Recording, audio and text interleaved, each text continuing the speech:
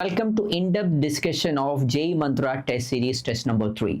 In this video, we will be discussing all the questions from the subject physics. Here comes the first question. The question says, a convex mirror of radius of curvature 30 centimeter forms an image that is half the size of the object.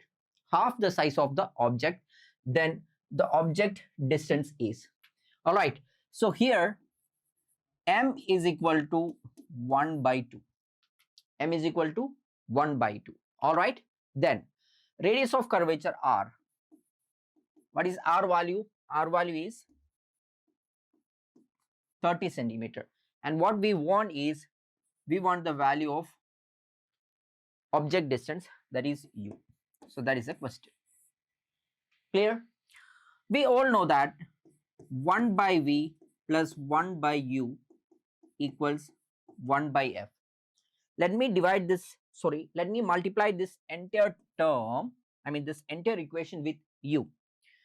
Then u by v plus, here this is going to be 1, that is equal to what? U by f. Okay.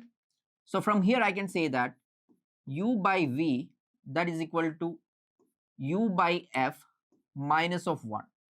All right. Or u by v, that is equal to u minus of f all divided by f. Now, what is the expression for magnification in case of a spherical reflecting surface? M is equal to minus of v by u, isn't it? So considering this, I can say that m is equal to minus of v by u, okay, is equal to, here this is going to be what? F upon f minus u. And we know the value of m. What is m? M is 1 by 2. All right, m is 1 by 2. So 1 by 2 equals f divided by f minus u. Fine. Now, we know that r, that is equal to what? 30. R is given as 30 centimeter. All right, 30 centimeter. So f need to be what? F need to be 15 centimeter.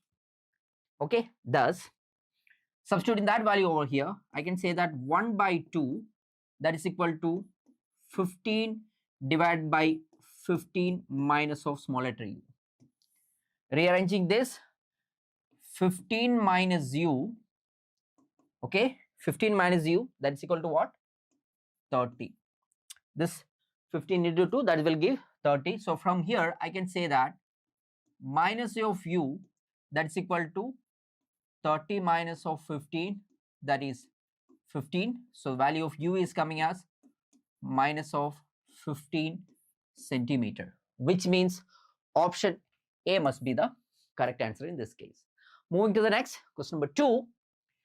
A biconvex lens of refractive index 1.5 has a focal length of 20 centimeter in air. That's important, in air. If the focal length, its focal length when immersed in a liquid of refractive index 1.6 will be.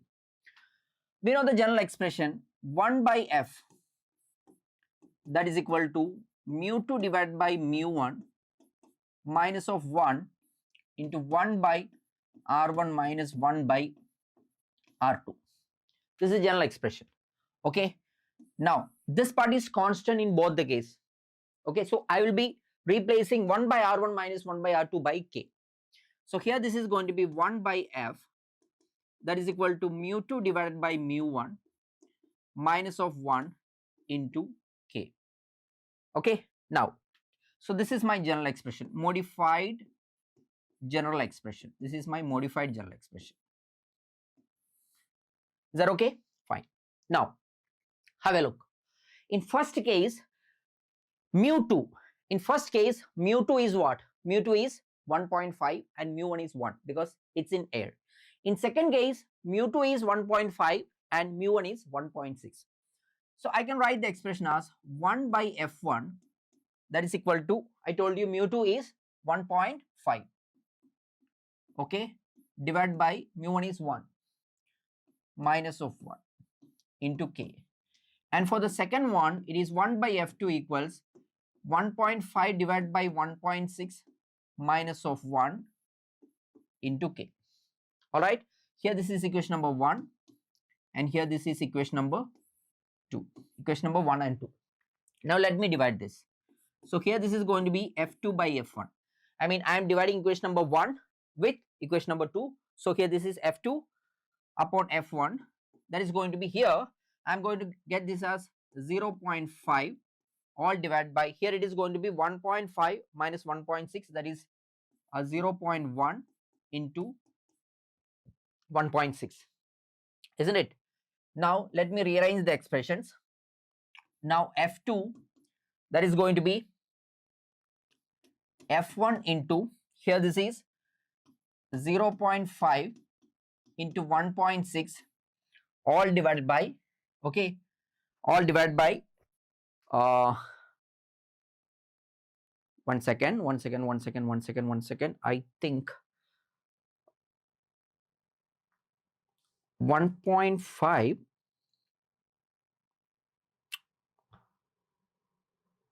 here this need to be minus of 1, this need to be minus of 1, isn't it? Because 1.5 minus of 1.6, that is minus of 0.1. All right, so here f2 minus f1, that is f1 into 0.5 into 1.6 all divided by minus of 0.1. Okay, now f2 equals, what is f1? f1 was 20 centimeter. So 20 centimeter into, here this is 0.5 into 1.6 all divided by minus of 0.1. Okay, so here this is minus of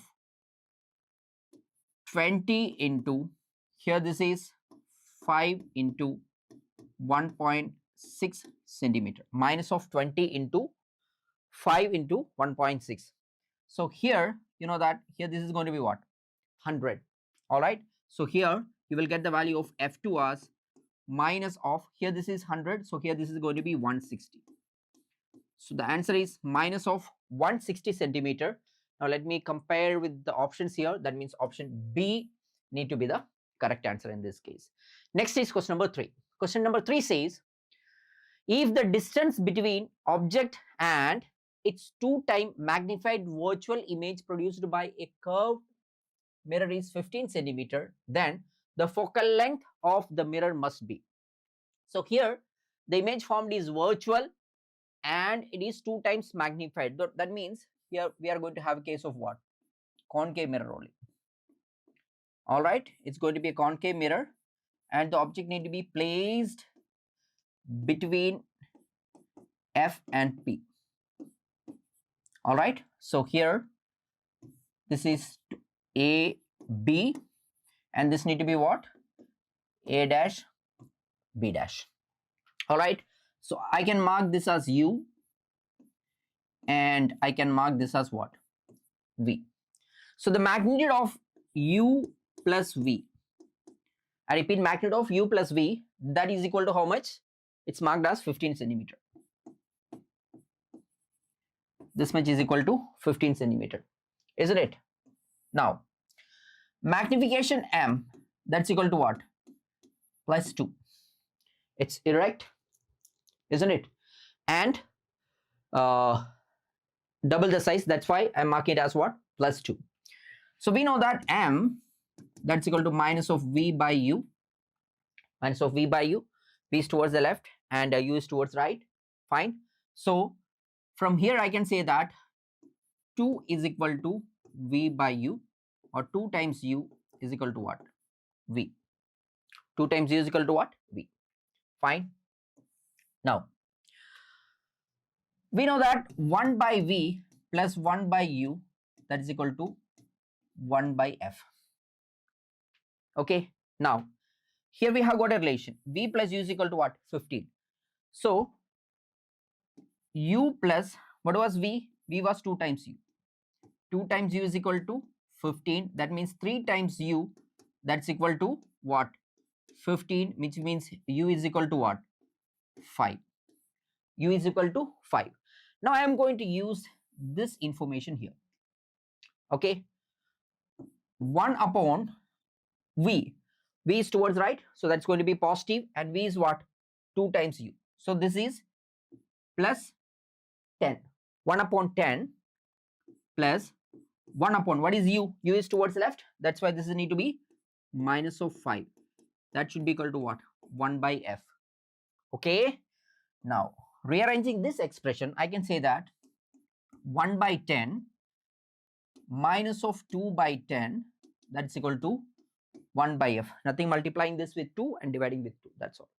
So here this is going to be 1 minus 2 is minus of 1 by 10 equal to 1 by F. So F is equal to minus of 10, which means option C need to be the correct answer. All the measurements are in centimeter. All right. So that's by default, it's clear. Moving to the next, that is question number 4. Question number 4 says, the refractive index of a prism with apex angle is cot of A by 2. Then the angle of minimum deviation is. We know the general expression mu equals sine of A plus dou minimum by 2 upon sine of A by 2. This is general expression. And it is given that mu equals cot of A by 2.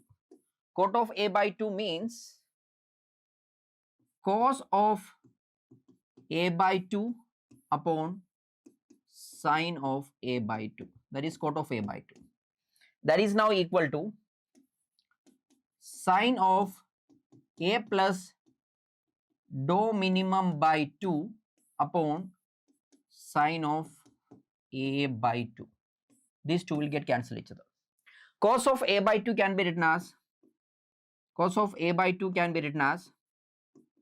sine of pi by 2 minus A by 2, and that is equal to sine of A plus dou minimum by 2. Solving this ahead, I can say that pi by 2 minus of A by 2, that is equal to A by 2 plus dou minimum by 2. Here 1 by 2 will get cancelled from all the sides, isn't it? Now solving this ahead, pi minus of, I have got an A here, taking this towards the left. Here this is going to be 2 times A. That's going to be dou minimum. So basically dou minimum, that's equal to pi minus of 2 times A. I repeat, it is pi minus of 2 times A. That means 180 degree minus of 2 times A. That means option D must be the correct answer in that case. Next is question number 5. Here comes question number 5. Light rays from an object have been reflected towards an observer from a standard flat mirror. The image observed by the observer are. First one is option says it's real. Second one says that it's going to be erect. Third option says that smaller in size than the object, laterally inverted. Okay, so the image formed by the plane mirror, that is never a real, that's virtual image. It's going to be erect and there is no change in the size. So this option is wrong. And obviously we know that, I mean, in the recap video I said, if I am having an object like this, the image is going to be in this way. So here this is lateral inversion. So lateral inversion is also there. That means statement number 2, I mean B as well as D need to be the correct answer. That means B and D, which means option A must be the correct answer in that case. Moving to the next, that is question number 6.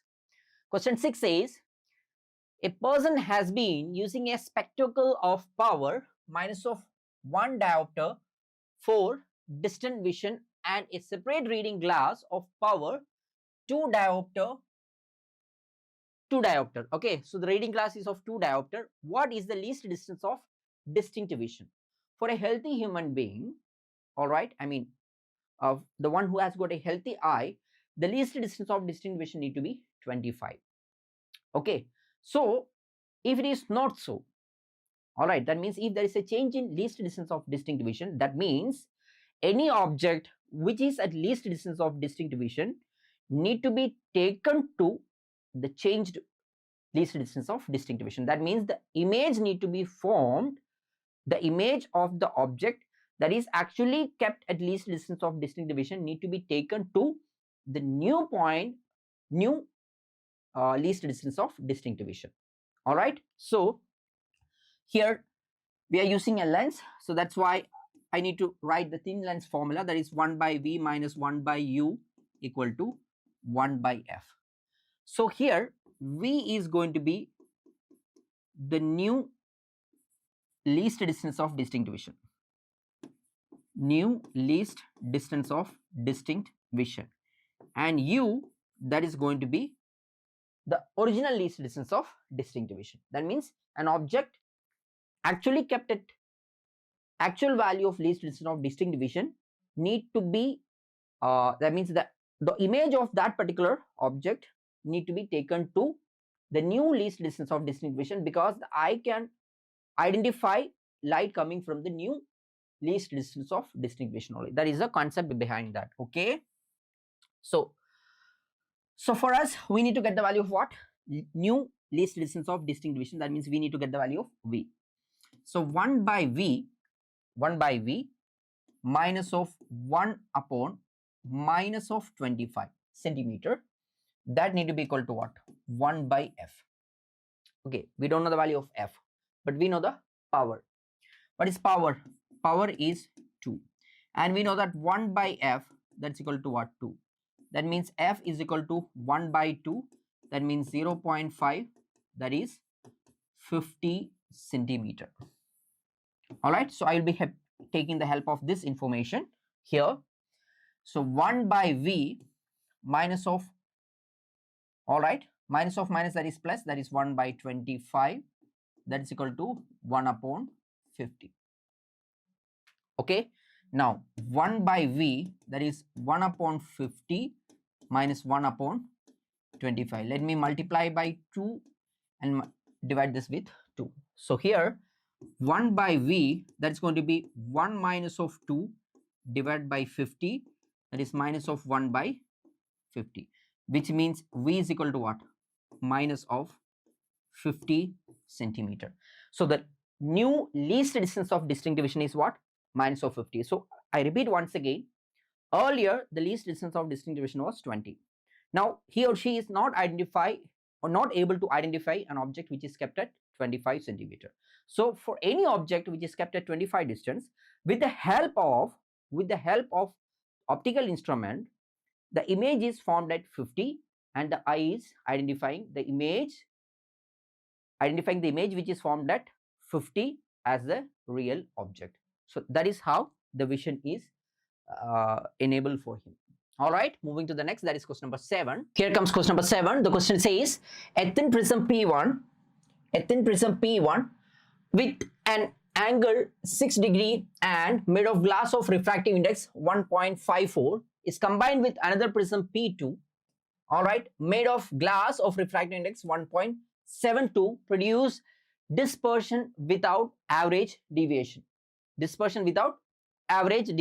Then the angle of prism P2 is. So basically here the deviation produced by mirror number 1 need to be equal to what? Deviation produced by mirror number 2. So dou 1 need to be equal to what? Dou 2. Okay, we know that dou is equal to mu minus 1 into A. That is a general expression. All right, so comparing this, mu 1 minus of 1 into A1, that need to be equal to what? Mu 2 minus of 1 into A2. All right, fine. What was mu 1? Mu 1 was 1.54. 1.54 minus 1 is 0.54. So 0.54 into A1, that need to be equal to 0.72 into A2. A1 is 6 degree. So here I may write 54 into 6, that is equal to 72 into A2. All right, let me cancel both the terms with 9. So here this is going to be 8, and here this is going to be 6. So here this is 36 equals 8 into A2. If I cancel, if I divide with number 4 on both the sides, here this is going to be 9, and here this is going to be what? 2 into A2. From here I can say that A2 is equal to what? 9 by 2, that means 4.5 degree. 4.5 degree, which means option D must be the correct answer in this case. All right, moving to the next, that is question number 8. Question number 8 says, an object is placed at a distance of 12 centimeter in front of a plane mirror. Okay, in front of a plane mirror. Then the virtual and erect image is formed by the mirror. So fine. So here, let this be the object. All right, which is at a distance of what? 12 centimeter. So 1, 2, 3, 4, 5, 6. 1, 2, 3, 4, 5, 6. So here will be the image. So here this is AB, and here this is A dash, B dash. This is 12, and this one also need to be 12. Okay, here this is the plane mirror. Fine. Now the mirror is moved by 4 centimeter towards the stationary object. So the object remains the same, all right, and the mirror is now moved through 4 centimeter. All right.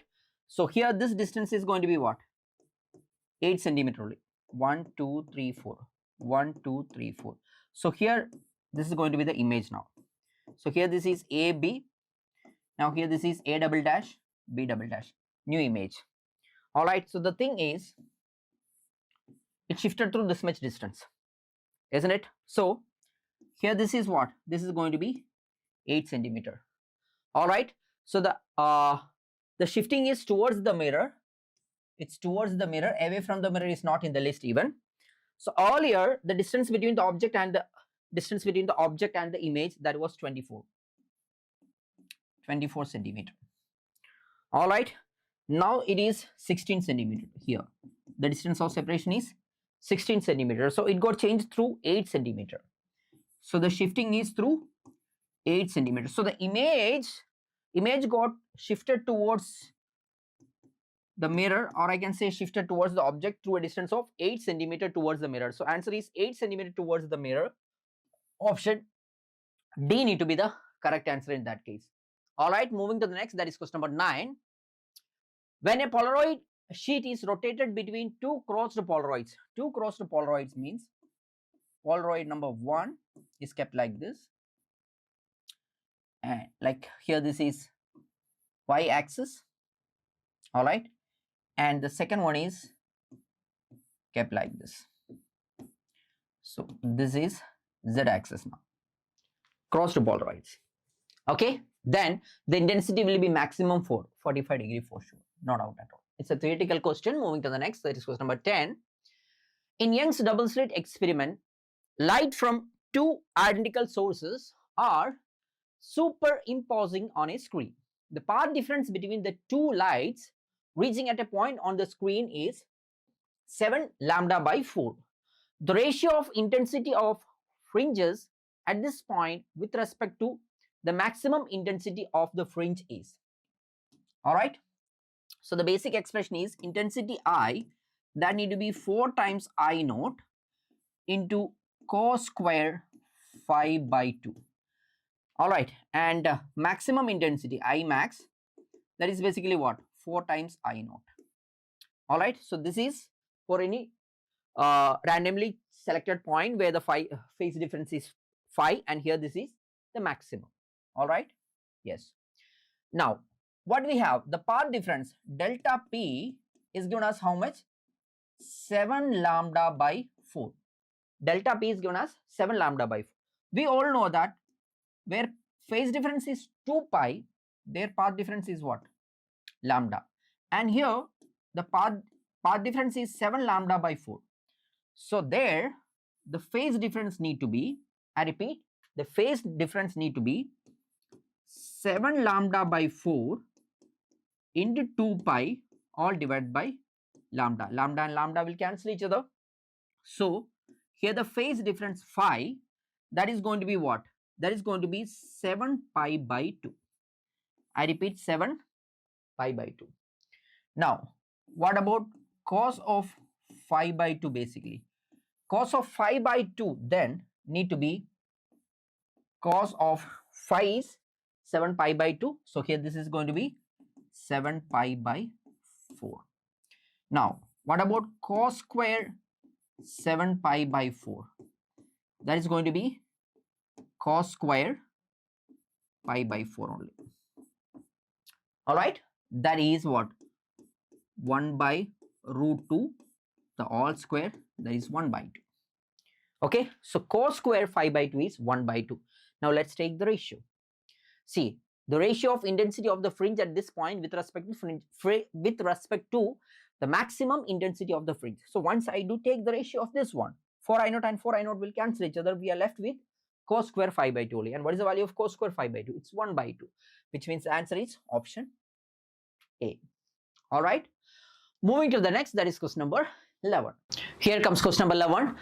The diffraction pattern of a light of wavelength 400 nanometer diffracting from a slit of width 0.2 mm is focused on a focal plane of convex lens of focal length 100 centimeter. The width of the first secondary maximum will be. We know that the expression for width of the secondary maximum, y, that can be written as lambda capital D divided by small letter d. And for the central maximum, this need to be what? 2 times lambda capital D divided by small letter d. All right, our part is this one only. Now, y is equal to, what's the value of lambda? Lambda is given as 400 nanometer. So 400 into 10 to the power minus of 9 into capital D. What is capital D? Capital D is focal length only. That is 100 into 10 to the power minus of 2, all divided by 0.2 mm. I can write this as 2 into 10 to the power minus of 4. All right. Let me deal with this first. So here this is going to be 200. Okay. Now, this will go to the top. So here this is going to be 200 into, once this go to the top, here this is 10 to the power minus of what? 5 into 10 to the power. So here this will cancel each other, isn't it? Now it is 200 into 10 to the power minus 5 only. I repeat, 200 into 10 to the power minus of 5 only, isn't it?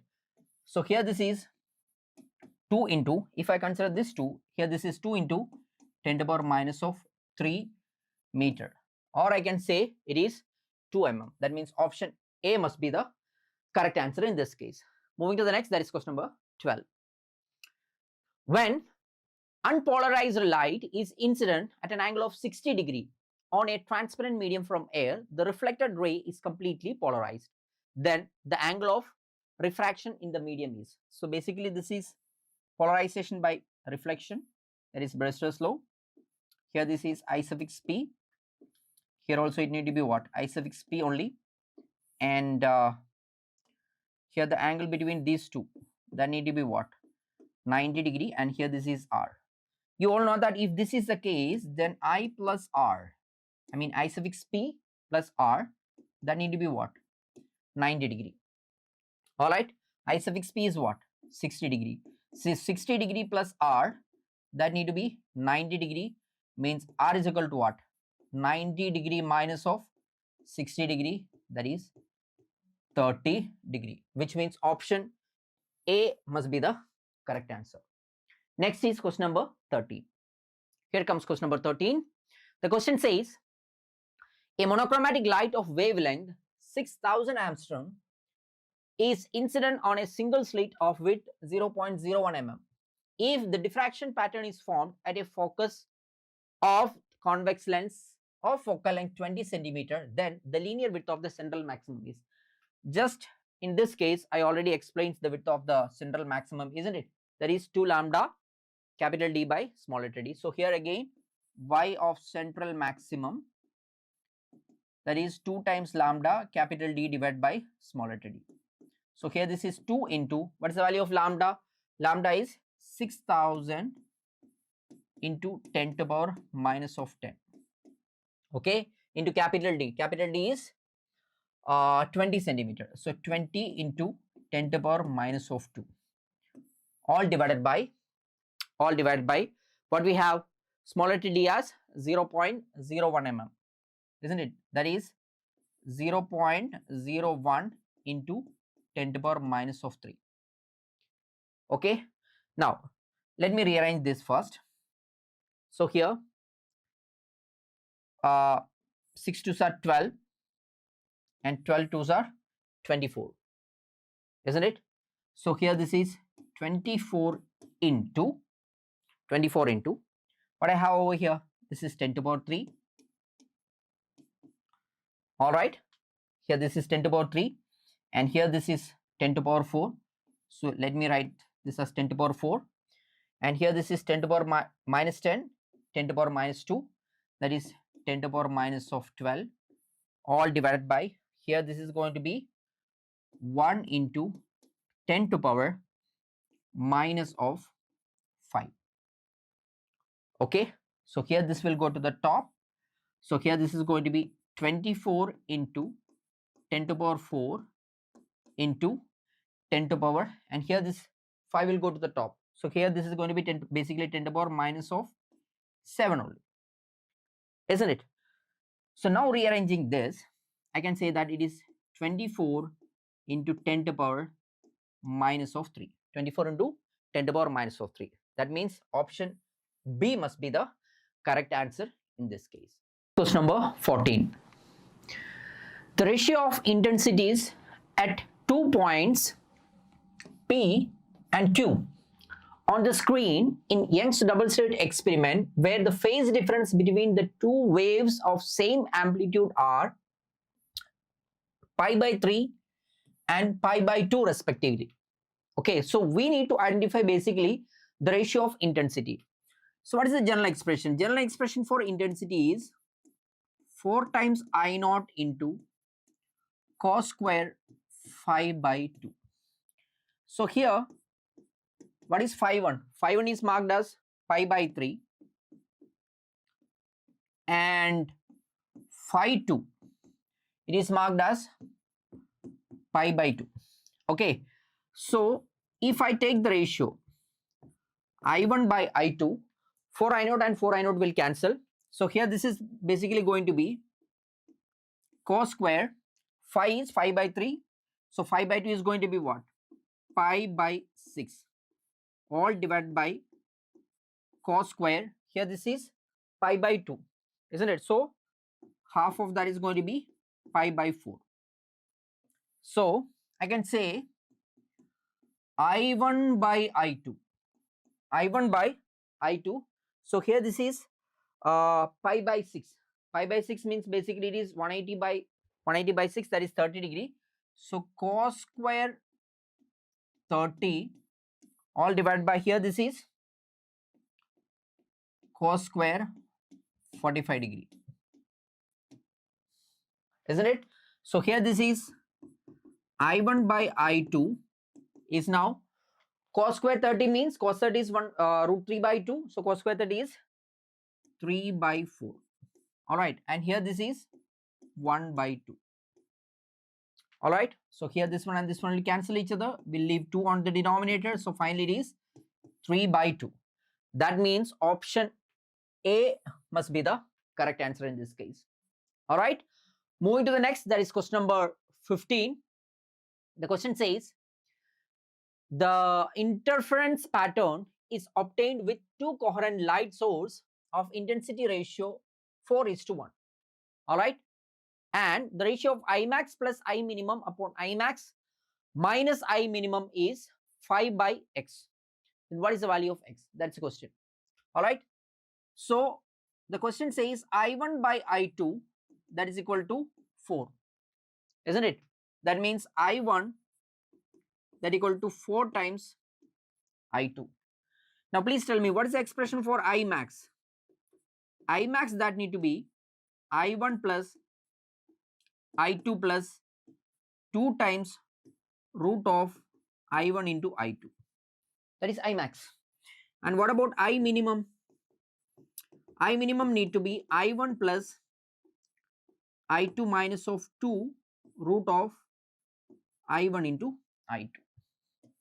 Okay, now let me get the expression for I max first. So Imax is, I have got the expression for I1 as 4I2. I repeat, I1 as 4I2. So here this is going to be 4 times I2. I'm replacing I1 with 4 times I2. Again plus I2 plus 2 into root of 4 times I1 into I1. All right. Sorry. It's 4 times I2 into I2. So here this is 4I2 plus I2. This is 5I2. And here this is going to be what? Here this is going to be 2I2 only. And 2 to the 4. So here this is 4I2 plus here this is 4I2, isn't it? Fine. So here this was 4I2 and here this is 2 to the 4, again 4I2 plus I2. So here this is finally Imax equals 4 plus 4 8 plus 1, it's 9I2. So Imax is what? 9I2. And what about I minimum? I minimum is going to be again 4I2 plus I2, that is 5I2. All right. And here this is going to be minus of what? Here this is again 2 to the 4I2, isn't it? So here I minimum is going to be what? I2. So I max is 9I2 and I minimum is I2. Now have a look. What is the ratio? Here I max plus I minimum upon I max minus of I minimum. We got it as 5 by x. As per the question, this need to be equal to 5 by x. I max is 9I2. I minimum is I2. So here this is going to be what? 10I2. All right. Here this is 9I2 minus I2, that is 8I2. That is 5 by x. Definitely I2 and I2 will cancel each other. All right. So here what we have? The possibilities are these two must cancel each other, isn't it? Now please tell me what is the value of x now? The value of x, that need to be equal to 4. This will go to the right, this will come down. So we will get x as 4. That means option B must be the correct answer. Next is question number 16. The question says, in Young's double slit experiment performed using a monochromatic light of wavelength lambda, when a glass plate of thickness 1.5, glass plate of refractive index 1.5 of thickness x times lambda, okay, is introduced in the path of one of the interfering beam, the intensity at the position where the central maximum occurred previously remained unchanged. Then what is the value of x? What is the value of x? We all know that delta P, that is supposed to be y into small letter d all divided by capital D, isn't it? Fine. So here this is the expression for what? Delta P. Fine. Now once we introduce, I repeat, once we introduce a glass plate of refractive index mu and thickness t, there will be an additional path difference, and that path difference created is delta P dash. That's going to be what? That is going to be mu minus 1 into small letter t. We know about this part. Okay. So in that case, the shift in the fringe, okay, that is delta y, that is supposed to be mu minus 1 into t times capital D all divided by small letter d. Okay. If the central maxima is again appearing on the same point, that means the position of the bright fringe is getting overlapped. That means either the first one got overlapped with the second one, or the second one might have overlapped with the fourth one. That means if this is a bright fringe and here this is dark fringe, and here this is again a bright fringe, and here this is a dark fringe. So either the shifting might be like this, or this must get shift in this manner. That means the shifting is happening in terms of n times the fringe width. That means delta y, that is going to be integral multiple of what? Fringe width only. So here we are getting the expression for what? Delta y. So delta y, that means the shifting, that is mu minus 1, okay, into t capital D all divided by small letter d, that is equal to n times beta. Now please tell me, what is the value of beta? We all know that beta need to be what? Again n times lambda, okay, so sorry, not n times lambda, beta is lambda times capital D all divided by small letter d. So this is expression for what? Beta. So let me substitute that over here. Okay, so now I can say that, so I'm removing this part, let it be there. So once I substitute that,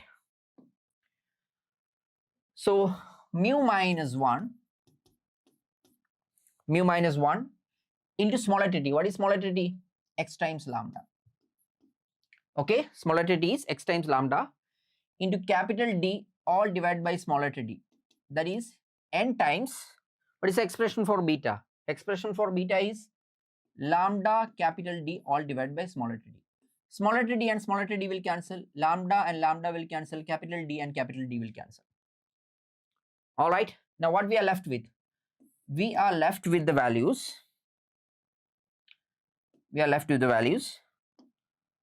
As mu minus 1 into x. Mu minus 1 into x, that's equal to what? N. Okay, now what is the value of mu? Mu is 1.5. 1.5 minus 1 is 0.5. 0.5 is 1 by 2. So x by 2, that need to be what? N.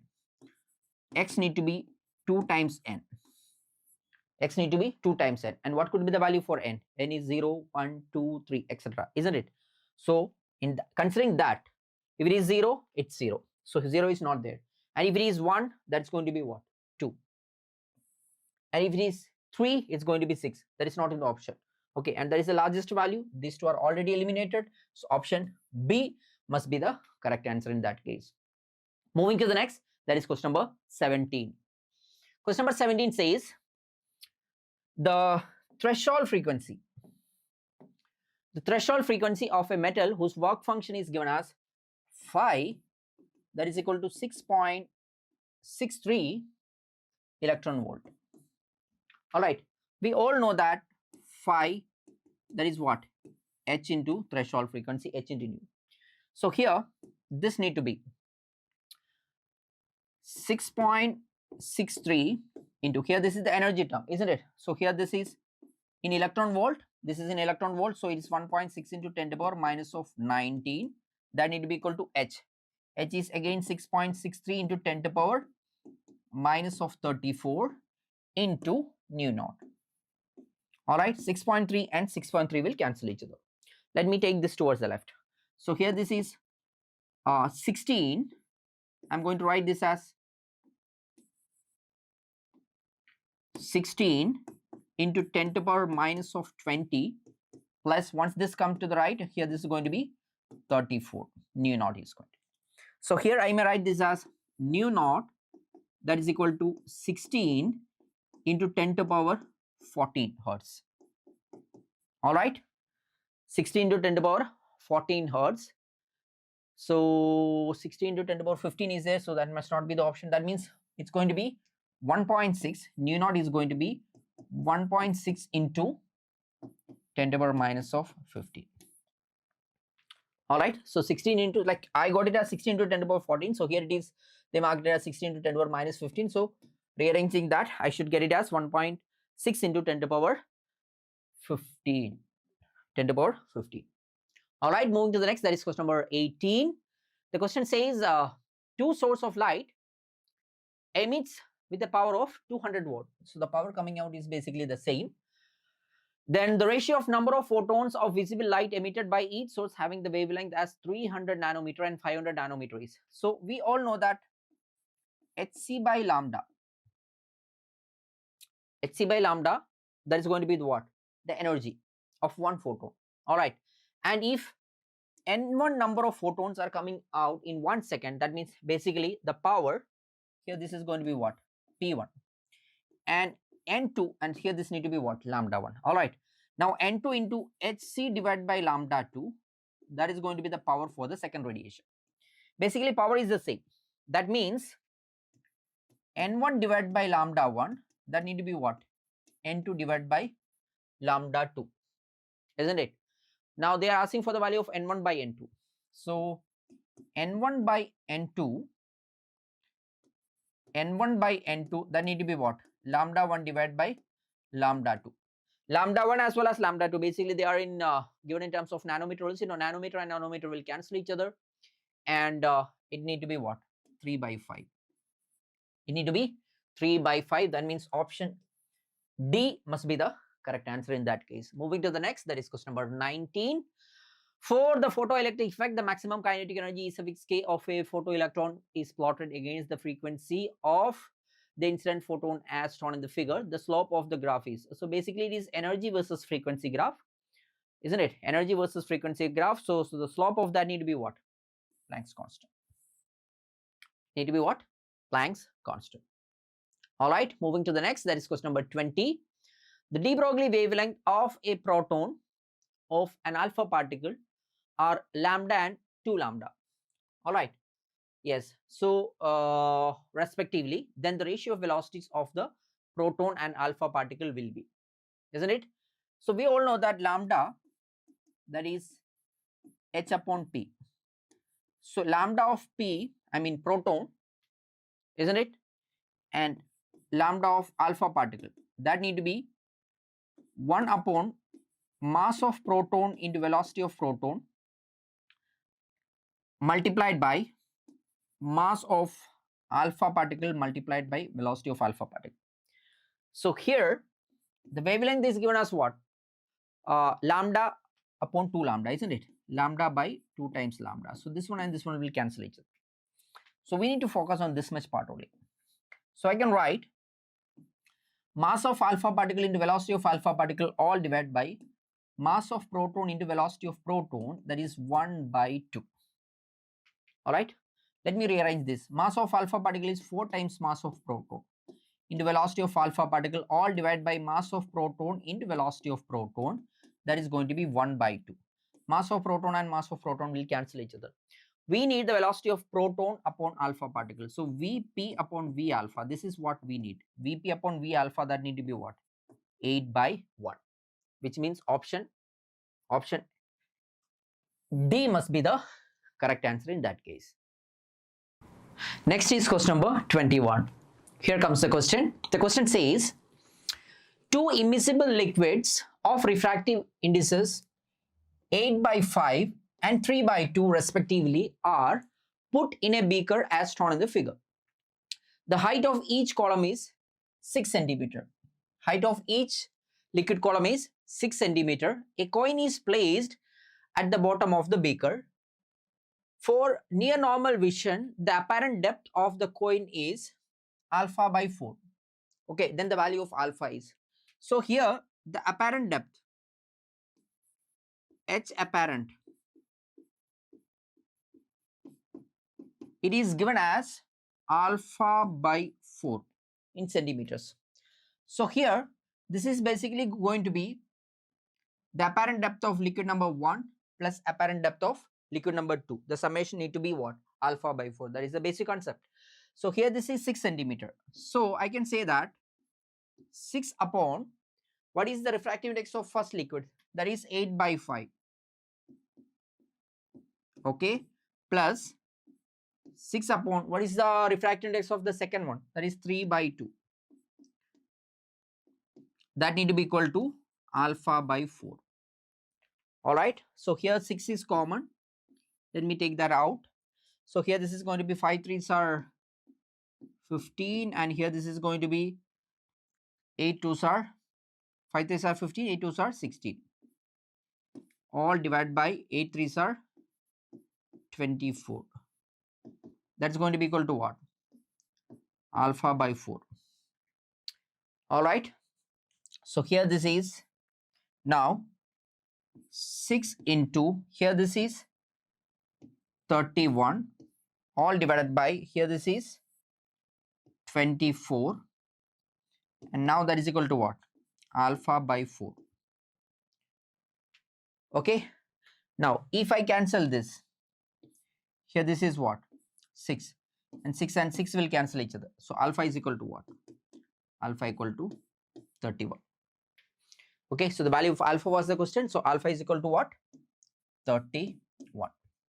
All right, moving to the next, that is question number 22. The question says an object is placed in front of, an object is placed on the principal axis of a convex lens of focal length 10 centimeter. Okay, a plane mirror is placed on the other side of the lens at a distance of 20 centimeter from the lens. The image produced by the plane mirror is 5 centimeter inside the mirror, then the distance of the object is. So basically, if this is the lens,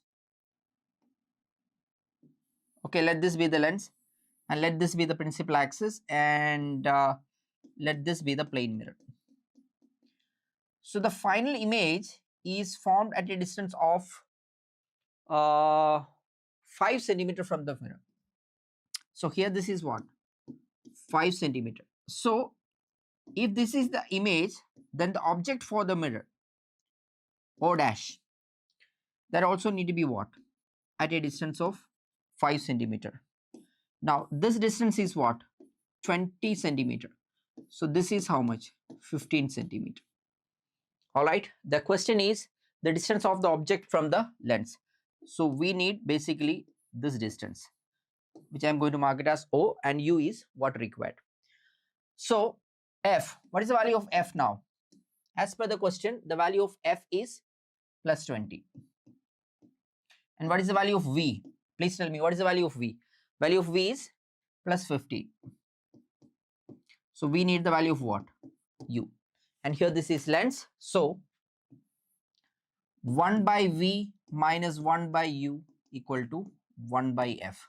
Here this is 1 upon, instead of V, we can have it as 15, all measurements are in centimeters, minus of 1 by U equal to 1 upon F is what? F is 20, isn't it? Not F is 20, F is 10. F is 10. All right, now let me take this towards the right. So here this is minus of 1 by U equals 1 by 10 minus of 1 by 15. All right, so LCM is definitely going to be 30 only. So minus of 1 by U, that is, here this is going to be 3 by 30 minus of, here this is going to be 2 by 30. All right, so here this is 3 minus 2 is minus 1, not plus 1. 3 minus 2 is 1, all divided by 30, which means the value of U is going to be what? Minus of 30. U is going to be minus of 30. That means the distance of the object from the lens is 30 centimeter. We got the value of U as minus of 30. That means in front of the mirror it is.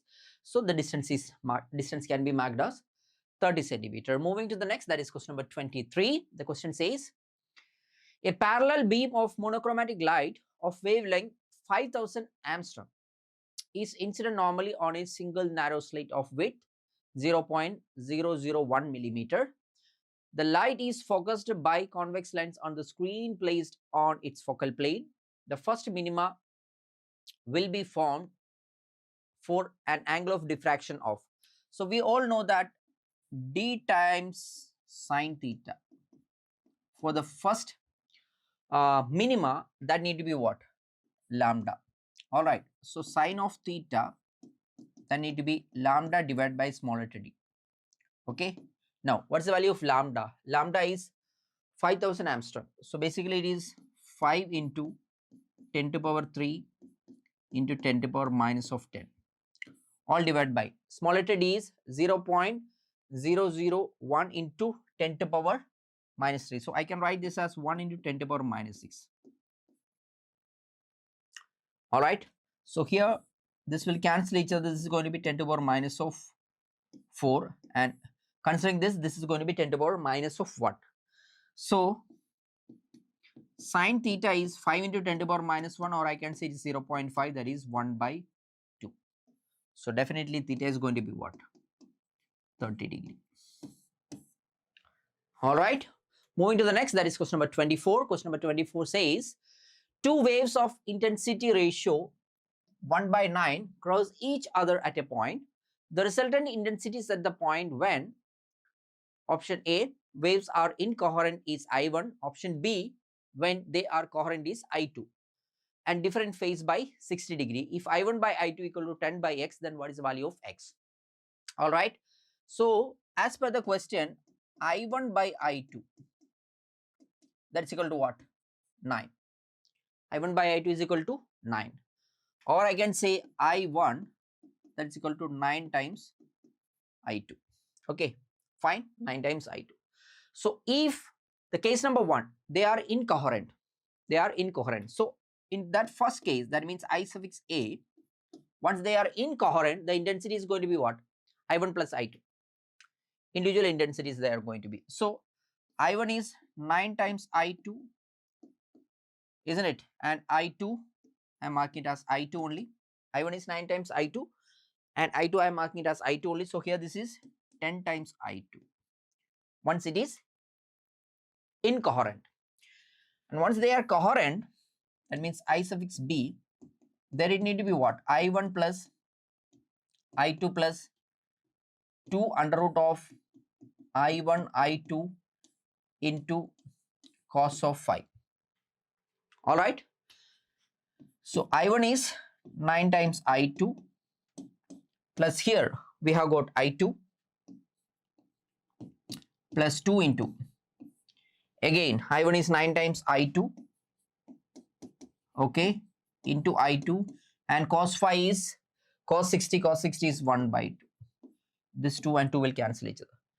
So 9 I2 plus I2, that is 10 times I2. All right. And here we have got what? 3 times I2. So basically this is 13 times I2. So I suffix B is coming as what? 13 times I2. All right. Now we need the ratio of what? IA by IB. IA by IB. What was IA? IA was 10 times I2 and IB was 13 times I2. I2 and I2 will cancel each other. So we are going to get this as what? 10 by 13. And here it is 10 by x. As per the question, that is 10 by x. So the value of x is going to be what? 30. All right, moving to the next, that is question number 25. Question number 25 says, two streams of photons possessing energies equal to twice and 10 times the work function of metal are incident on metal surface successively. All right. So the energy of the first photon, that is 2 times 5, and the energy of the second one, that is 10 times 5. Okay, the value of ratio of maximum kinetic energy of the photons emitted in two cases is x is to y, then the value of x is. So the kinetic energy for case 1, that need to be equal to what? That need to be equal to energy of the incident radiation, that means 2 times 5 minus of work function. And kinetic energy in case of the second one, that need to be 10 times 5 minus of 5. Okay, and here this need to be what? Half of m into v1 square, and here this need to be half of m into v2 square. So I can now consider these two equations. 2 times minus 5 is 2 times 5 minus of 5 is 5 upon 10 times 5 minus of 5 is 9 times 5, and here this is equal to v1 square upon v2 square. 5 and 5 will cancel each other. which means this is equal to 1 by 9. All right. So while taking the ratio V1 by V2, V1 square by V2 square is 1 by 9. So V1 by V2, that need to be what? 1 by 3. And here this is equal to x upon y, which means the value of x that need to be equal to 1. So that was all from the in-depth discussion of physics from JEE Mantra 2025 series. We will meet you soon with the detailed discussion of another test. Till then, take care and bye-bye. Hi dears, welcome to Brilliant Qatar JEE Mantra Chemistry Part Test 3 Question Answer Discussion. In this Part Test 3, you already faced the question from the chapters Coordination Compounds, Haloalkanes, Haloarenes and Amines. Hope the exams was very well. So, let's check the questions and the detailed solution. Are you ready? Yes. So, dears, this was the first question. Which of the following compounds shows optical isomerism? While we were discussing about the recap video, we explained detailedly about this isomerism regarding structural isomerism as well as the stereoisomerism. In that, about optical isomerism, I told you already, you watched that video, I hope so. What? You watched that. In that optical isomerism, if any compound is showing optical isomerism in coordination compounds, the minimum criteria is there should not be any symmetry. There should not be any symmetry. That is mainly possible by that is mainly possessed by the central metal atom. Along with that, the ligands are coming. That ligands are bidentate or polydentate. So here we can, while we are looking here, it is all are same type. Cu NH3 4. All ammonia molecules. All are ammonia. Here all are chlorine. All the ligands are chlorine, same. Here all the ligands are cyanide 6 times, but all are monodentate. What about this one? C2O4 3. C2O4 means oxalato. Oxalato. This is actually of the type of MAA thrice. MAA thrice. That can show what? Optical activity. So our answer is what? Option D. Okay, ready? Keep it in mind. See. Next question, second question. What about the second question? Which of the following system has maximum number of unpaired electrons? Maximum number of unpaired electrons. What about the first one? D4 octahedral. Octahedral means T2G, EG. Like that only they are going to split. They are low spin. Low spin means pairing will be taking place. So in T2G, total 4 are there. So T2G 4, EG 0. That means T2G means we can represent like this. You can easily understand like this. See, T2G means 3 orbitals are there. EG means 0. Okay. Here once we are drawing like this, in T2G, 1, 2, 3, 4. Because it is low spin, pairing will take place. Okay. So how many unpaired electrons are there? Unpaired electrons is equal to, number of unpaired electrons is equal to 2. Ready? What about the second one? D6 tetrahedral high spin. So that means I will draw like this. See, you can see. 1, 2, 3, T2G and EG. Okay, T2G and EG. Here 6 electrons are there. So 1, 2, 3 and it is high spin. High spin means no pairing. The fourth electron will go to top and fifth electron will be here. Then only pairing will take place. So now how many unpaired electrons are there? 1, 2, 3, 4 unpaired electrons are there.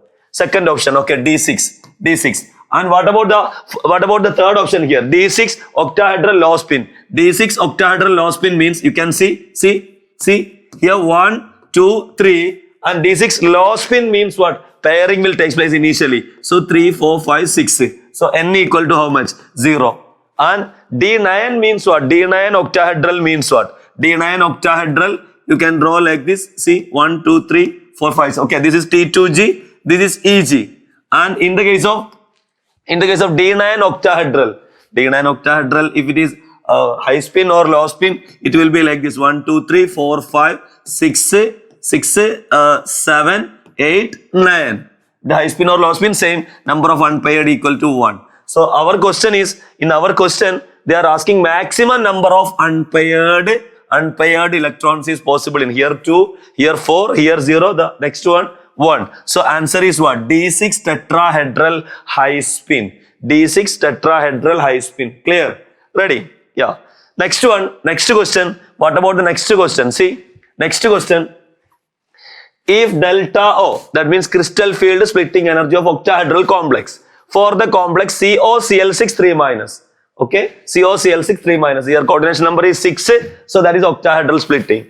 Is 18,000 centimeter inverse. Then what is the delta T? Tetrahedral crystal field splitting energy. Okay, for the complex. Same ligand we are taking, but 4, okay. COCl6 2 minus is. So we know the relation. We know the relation. What's the relation? Delta T equal to 4 by 9 times delta O.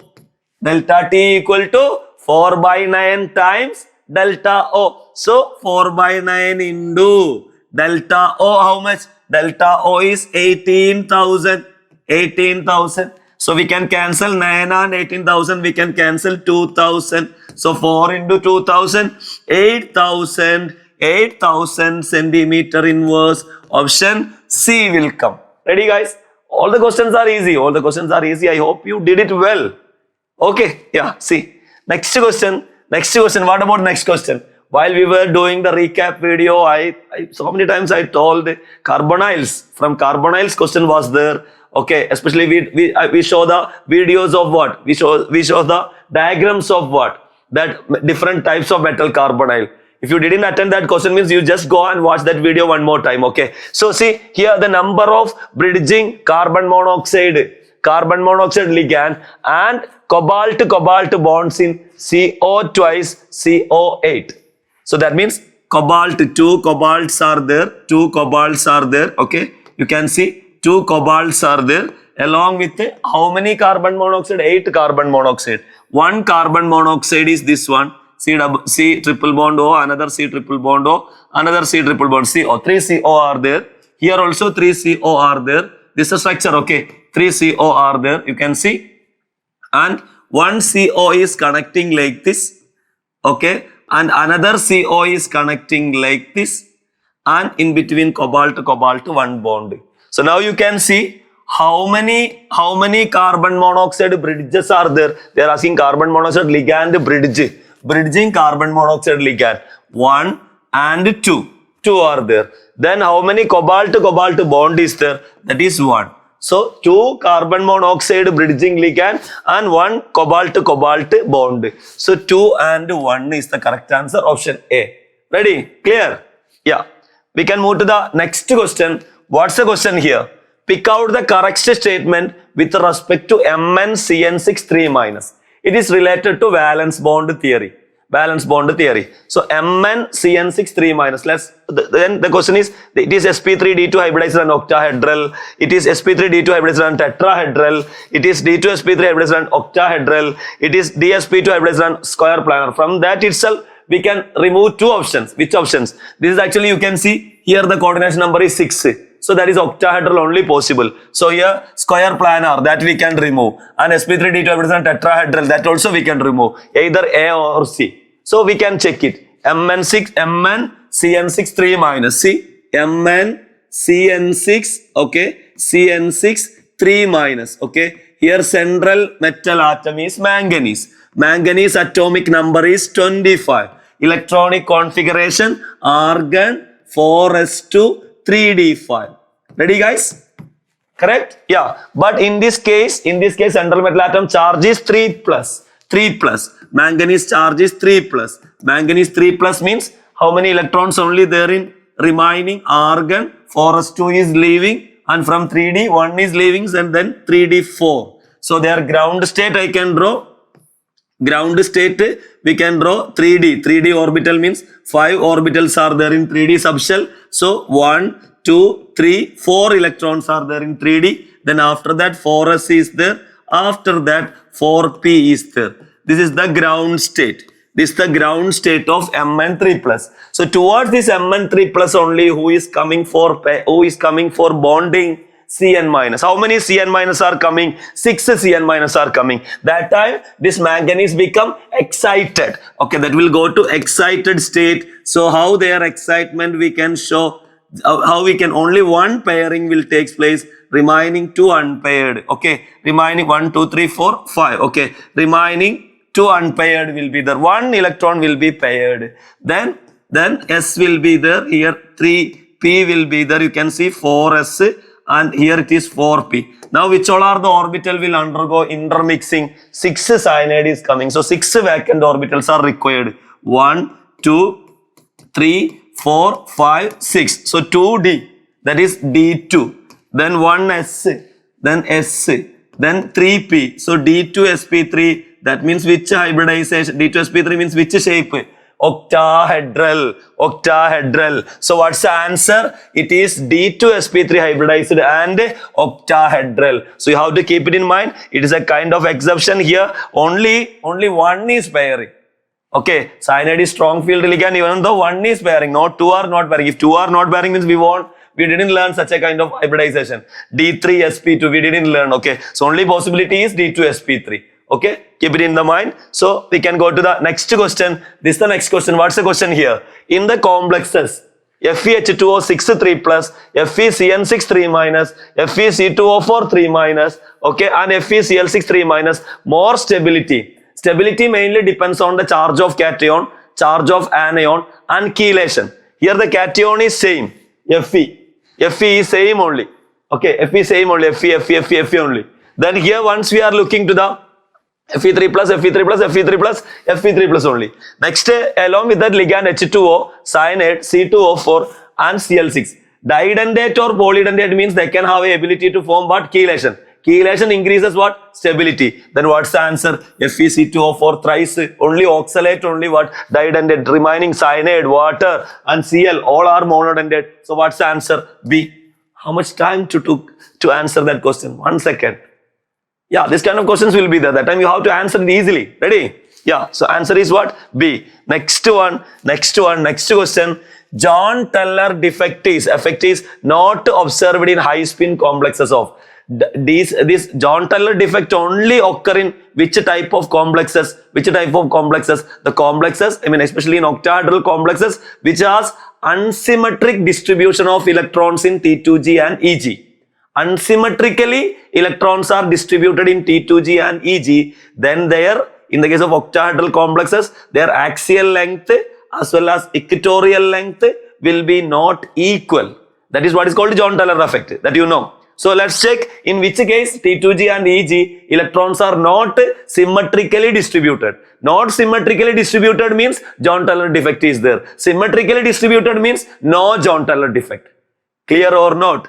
Yeah, yes. Okay, see, first one, D4. So this is only applicable to what? Octahedral complexes. So octahedral means that d orbitals are splitting it into T2G and EG. Okay, this is T2G, the bottom one is T2G, upper one is EG. That you know, that all are the basic idea you know. D4 means what? D4 means how I can write. So this is all are discussed for high spin. High spin means no pairing initially. 1, 2, 3, 4. So see, here you can see, this is symmetric. Each orbital contain 1, 1, 1, symmetric. This one is not symmetric. Two degenerate orbitals are there in EG, but one contain 1 electron, one contain no electron. So it is asymmetric.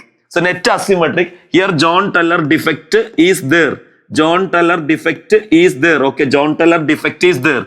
John Teller defect is there. Okay, because asymmetry is there. John Teller defect is there. In our question, not observed. John Teller defect is not observed. So here, length of axial bond as well as length of equatorial bond are not equal. Okay, length of axial not equal to length of equatorial. That's the thing. In the case of generally octahedral, length of axial and length of equatorial are same. But John Teller defect is there means both are not equal. That's what is John Teller defect. You know the idea. Okay, yeah, I'm not wasting my time to explain the theory again. You know the basic ideas. Ready? Yes or no? Yeah. Okay. So next one, D9.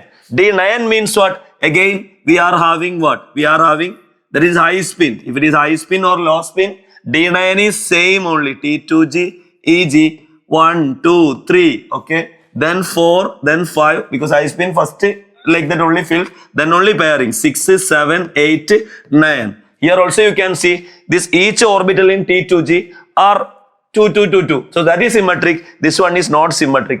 First one containing in EG one orbital contain 2 electron. Another orbital contain only 1 electron. They are not symmetric. Symmetric means either all contain no electron or all contain 1 electron or all contain 2 electron. All should be same. Here they are not same. So asymmetry is there. So that's why John Teller defect is there. Okay, length of axial is not equal to length of equatorial. This tick means John Taylor defect is there. Okay, then what about D7? D7 high spin. See, D7 high spin. D7 high spin means T2G is this one. This is EG. D7 high spin means 1, 2, 3, 4, 5, 6, 7. Once we are looking this one, here also what is there? Here also you can see asymmetry is there. First two contain 2, 2. Then third one contain only 1. So asymmetry is there. Here symmetric only. Anyhow the net molecule is what? Asymmetric. Net orbital configuration is asymmetric. That's why John Taylor defect is there. What about D8 high spin? D8 high spin. See D8 high spin. Once we are writing, we can write like this. This is T2G. This is EG. So how many electrons we are having? 8 electrons we are having. 1, 2, 3. High spin means 4, 5. Okay. Then only pairing. 6, 7, 8. Yes. Here symmetry is there. T2G orbital. T2G 3 orbitals are there. Each containing 2, 2, 2, 2. That means they are symmetric. They are symmetric. All are same. And EG contain 2 orbitals contain 1, 1, 1. They are also symmetric. So symmetry is there. Here there is no John Taylor defect. That means length of axial equal to length of equatorial in this case. So what's the answer for our question? Option D is the correct answer. Clear guys? Yeah. So we can go to the next question. This is the question. This question actually comes from which chapter? Haloalkane, haloarenes. What's the question here? The compound which undergo SN1 reaction most readily. SN1 means substitution nucleophilic unimolecular reaction. In SN1 reaction that possess through carbocation mechanism, 2 steps reaction. So if it is most readily means the carbocation should be more stable.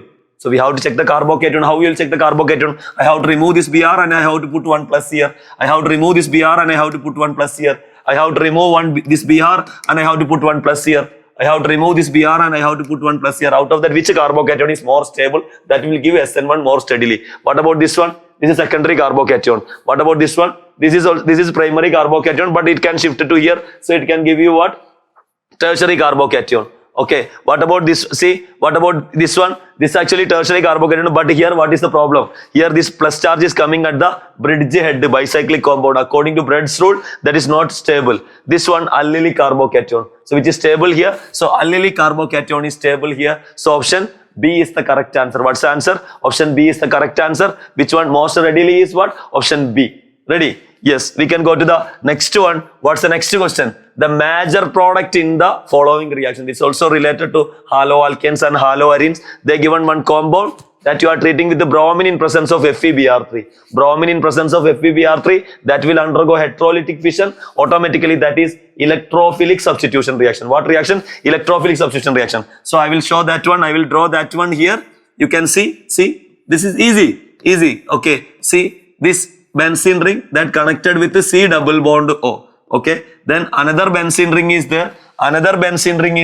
That is connecting with the CH2.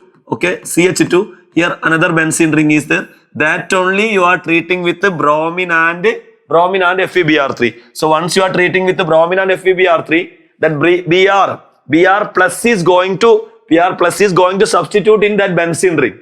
That is electrophilic substitution. Towards where it can go? The C double bond or double bonded functional group attached benzene ring is always deactivating group. That double bonded functional groups are always double bonded or triple bond. Unsaturation containing functional group attached to benzene ring is metadirective or deactivating. What about CH2? They show plus hyperconjugation. So that is ortho-para-directive. So which is activating group? That ortho-para-directive group is activating group. So this CH2 attached to benzene ring, towards that only bromine will go. That will go towards where? The para portion of that CH2. Why it is not going to here? This CO attached to benzene ring is deactivating group. So that is metadirective. Metadirective means deactivating. So more activating is ortho-para. That is actually plus R effective, or else here it is plus H effective. Positive hyperconjugation showing group is methyl group. Okay, so that attached. So towards where only it will go? Para portion. Why it is not going to ortho portion? Ortho portion is because of steric hindrance. It will prefer what? The para portion. So what's the answer here? Once we are looking towards the CH2 attached to benzene ring, it's para portion only it will go. So answer is what? Option B is the correct answer. Option B is the correct answer. Ready guys? Ready? Yeah. We can go to the next question. What about the question here? They given C6H5CH, double bond CH2 plus HBr. See, C6H5, okay, C6H5CH, double bond CH2 plus HBr. So this is actually what? This is actually what? Marconic of addition. First, initially, H plus will go and attach with more number of carbon containing hydrogen. So here it will go and attach. Br will go and attach here. If hydrogen is going and attaching here, means here plus charge will come. Yes, benzylic carbocation we will get. Through the stable carbocation mechanism, only Marconic of rule will follow. So that plus will go and attach here. So what we will get? C6H5CH, double bond. That double bond will break. Then CH2. Here one more H will go and attach. So CH3. Here only which one will go and attach? Br will go and attach. Br will go and attach. So that is Marconic of addition carbocation mechanism. Ready? Then same thing. Second thing they given. See, para-ethyl aniline. Para-ethyl aniline they given. You can see para-ethyl aniline. Okay. Para-ethyl aniline. Here also you can see, guys. Here aniline. Okay. NH2. And this is ethyl group, CH2, CH3, that you are treating with what? Bromine in presence of UV light. Bromine in presence of UV light means, or else heat means, bromine in presence of UV light or heat. That means what? Delta means heat. Means what? That will give free radical substitution.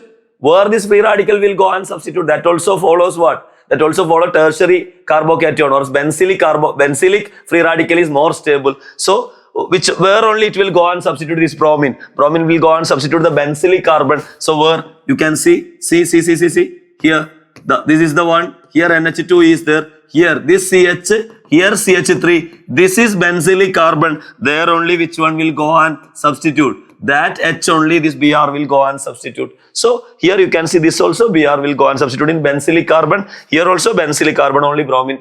Here this is carbocation mechanism. This is free radical mechanism. So what's our answer? Once we are looking, what's our answer? So benzylic carbon, bromine is attaching. Benzylic carbon, bromine is attaching. So option B is the correct answer. Okay guys, ready? Yes. We can move to the next question. This question again related to optical activity. What about the question? Which of the following biphenyl is optically active? You know, all in benzene ring, all the carbon are in sp2 hybridized. Actually, they are in both benzene are in same plane. Both benzene are in same plane. But here you see in option B, once you are looking, here iodine, bromine. Okay. So let me show you. This is the structure actually. This is the structure. Okay. Here you can see this one is bromine. This one is what? Iodine. But once they are coming in the same plane means because of the steric hindrance, they will try to rotate. Now they belongs to different plane. Initially they are in same plane, but once they start to rotate means what will happen? They will be in different plane. Because of what? Because of iodine comes nearby, bromine comes nearby means that benzene ring is not in same plane. Okay, they will try to rotate to avoid the repulsion. So they are having no symmetry. So they will show what? Optical activity. The main thing for optical activity is what? Main thing for optical activity is asymmetry is required. They should not be in same plane. So what's the answer? B. Ready? See. Next one. What about the next question? The major product of the following reaction is, you can see AlCl3 anhydrous in H2O. That time itself you have to remember what? That is what kind of reaction? That is carbocation mechanism is going to occur. What kind of reaction? Carbocation mechanism is going to occur. Okay. So here you can see they given one compound. I'm drawing that compound here again. You can see. I'm drawing that compound again. Here you can see OCH3 is there. Okay, here OCH3. Okay, here OCH3 is there. OCH3. Then here 1, 2, 3, 4 carbon. Okay, 4 carbon here. So 1, 2, 3. The fourth carbon here CH3. Okay, and here one branch is there. Correct. Here one branch is there. 1, 2, 3, 4. CH2Cl and one branch. Okay, I'm sorry. Here CH2Cl and one branch. Okay, CH2Cl and one branch. Now, once you are treating with the AlCl3, that AlCl3 will break here. This one, it will break here. The CH2Cl that will break. Okay, CH2Cl that will break heterolytically. That means this Cl will take the electron towards it. that becomes Cl minus, this portion become plus. I am drawing that one again. You can understand. See, listen. Here benzene ring, here OCH3, okay, OCH3, 1, 2, 3, 4, okay, here CH2, this become plus, here one methyl group is there. So this Cl minus will go along with what? This Cl minus will go along with AlCl3 and it will be forming AlCl4 minus. Now that become carbocation. Now what will happen? This carbocation is primary carbocation. There is a possibility of rearrangement. Here you can see, here in this carbon already one CH3 group is there. Here CH2, here CH2 is there. Here one more hydrogen is there. This hydrogen will shift to here. That is what is called 1,2 hydrate shift. What shift? That is what is called 1,2 hydrate shift. You can see guys. See, you can see 1,2 hydrate shift. I am writing 1,2 hydrate shift. Okay, 1,2 hydrate shift. So 1,2 hydrate shift taking place means what will happen? You can see, benzene ring is there. Here OCH3 is there. Okay, here OCH3 is there. OCH3 is there. Here 1, 2, 3. Okay, 1, 2, 3 and 4. So in third carbon here one methyl group is there. Here plus charge will come. That H will shift to here. That becomes CH3. Now what will happen? This one from here one hydrogen will be eliminated. Okay, from here one hydrogen will be that hydrogen will go out. So this one and this one will go and attach. This one and this one will go and attach. How they will go and attach? See. How they will go and attach. You can see how they will go and attach. That will go and attach. So that time they will form a ring. See, here benzene ring. Here benzene ring. Here OCH3. See, OCH3. Here you can see 1, 2, 3. Okay, and 4. 1, 2, 3. Okay, 1, 2, 3. So I'm drawing 1 here, 2 here, 3 here. 1, 2, 3. 1, 2, 3. 1, 2, 3. And along with that 3, third carbon, 2 methyl groups are there. Here that plus charge is there. So that one and this one will connect. So this is your answer. Once you are hydrolyzing, this is your answer. Okay. So here methyl group will come. That will form a ring. Okay. So what's the answer for that in our question? The answer is what? Option D is the correct answer. Ready guys? Yeah. We can go to the next idea. This is the next question. The increasing order of reactivity of the following compound is for SN1. Again SN1. SN1 means what? Carbocation mechanism. So here I can remove this Cl. So that time it will become CH2 plus. I can remove this Cl. This will become plus carbocation. I can remove this Cl. Here it will become plus. I can remove this Cl. It will become plus. Now out of this, which carbocation is stable? This is benzylic carbocation. Here in benzylic carbocation, in para portion CH3, OCH3 is there. That's OCH3. Okay. This is OCH3 is there. OCH3 is what? Electron donating group. Whenever electron is donating, this will be through resonance, this will become more stable. So out of this, which is more stable? C is more stable. Which is more stable? C is more stable. C is more stable. Okay, C is more stable. After that, which one will come? D, because benzylic is more stable. D will come. Two options are D is more stable. After that, which is more stable? A, because this can shift to here. That will become tertiary carbocation. Tertiary carbocation is more stable. A. After that, which is stable? After that, A is stable. After that, which is stable? B is stable. So option C is the correct answer. Only the stability of what? Carbocation. Ready? Yeah. We can move to the next question. Question number 14. Correct order of basic strength. In the case of amines, we know that the basic strength is mainly because of what? The nitrogen containing lone pair. In everywhere, see, this is aniline. Here lone pair is there. Here lone pair is there. Here lone pair is there. Okay. Here also lone pair is there. In which case they can donate lone pair very easily? Aliphatic amine. Which is aliphatic amine? Second one is aliphatic amine. Second one is because that aniline is not that amine group is not directly attached to benzene ring, so there is no resonance there. So that electrons are easily donatable. But here in aniline, this NH2 is attached to benzene ring. That lone pair is not easily donatable. So that can be utilized for the resonance. So that's why electron density is less on nitrogen. So acid basicity is less. Ready? What about here? Here also lone pair is taking for resonance, but here two CH3 groups are there. CH3 groups are electron donating group. So electron density is more compared to aniline. What about here? This aniline, in this aniline OCH3 is there, but OCH3 at meta position. Meta position means they are withdrawing, minus I effect. They are withdrawing. Automatically, its electron density is less than that of aniline. Less than that of aniline. So which one will be having more electron density? That is for second one. Second one is more electron denser. So second one. After that, which one will come? Third one. Third one. After that, first one. After that, fourth one. Option B is the correct answer. Only comparison. You can do it. Yes or no? Yeah. We can go to the next question. Question number 15. Phenol is there that you are treating with benzene diazonium chloride. In basic medium, major product will be. So that idea you learned. See, this is phenol. This is phenol, guys. This is phenol. Okay. That phenol you are treating with what? You are treating with what? You are treating with benzene diazonium chloride. Cl minus N2 plus. Okay. And phenyl group. What is happening here? In basic medium, here H is there. This H and Cl will go. Okay. Then in basic medium, KOH medium, then what is remaining there? You know, that is actually called coupling reaction. Here OH will be there. Then benzene ring. Then N double bond Na. Then what? Benzene ring. This is para hydroxyazobenzene. Para hydroxyazobenzene. Okay, that is a orange dye. Orange dye. You learned this idea. Okay, this is actually called a coupling reaction. So what's the answer? Para hydroxyazobenzene. Option B is the correct answer. Ready, guys? Yeah.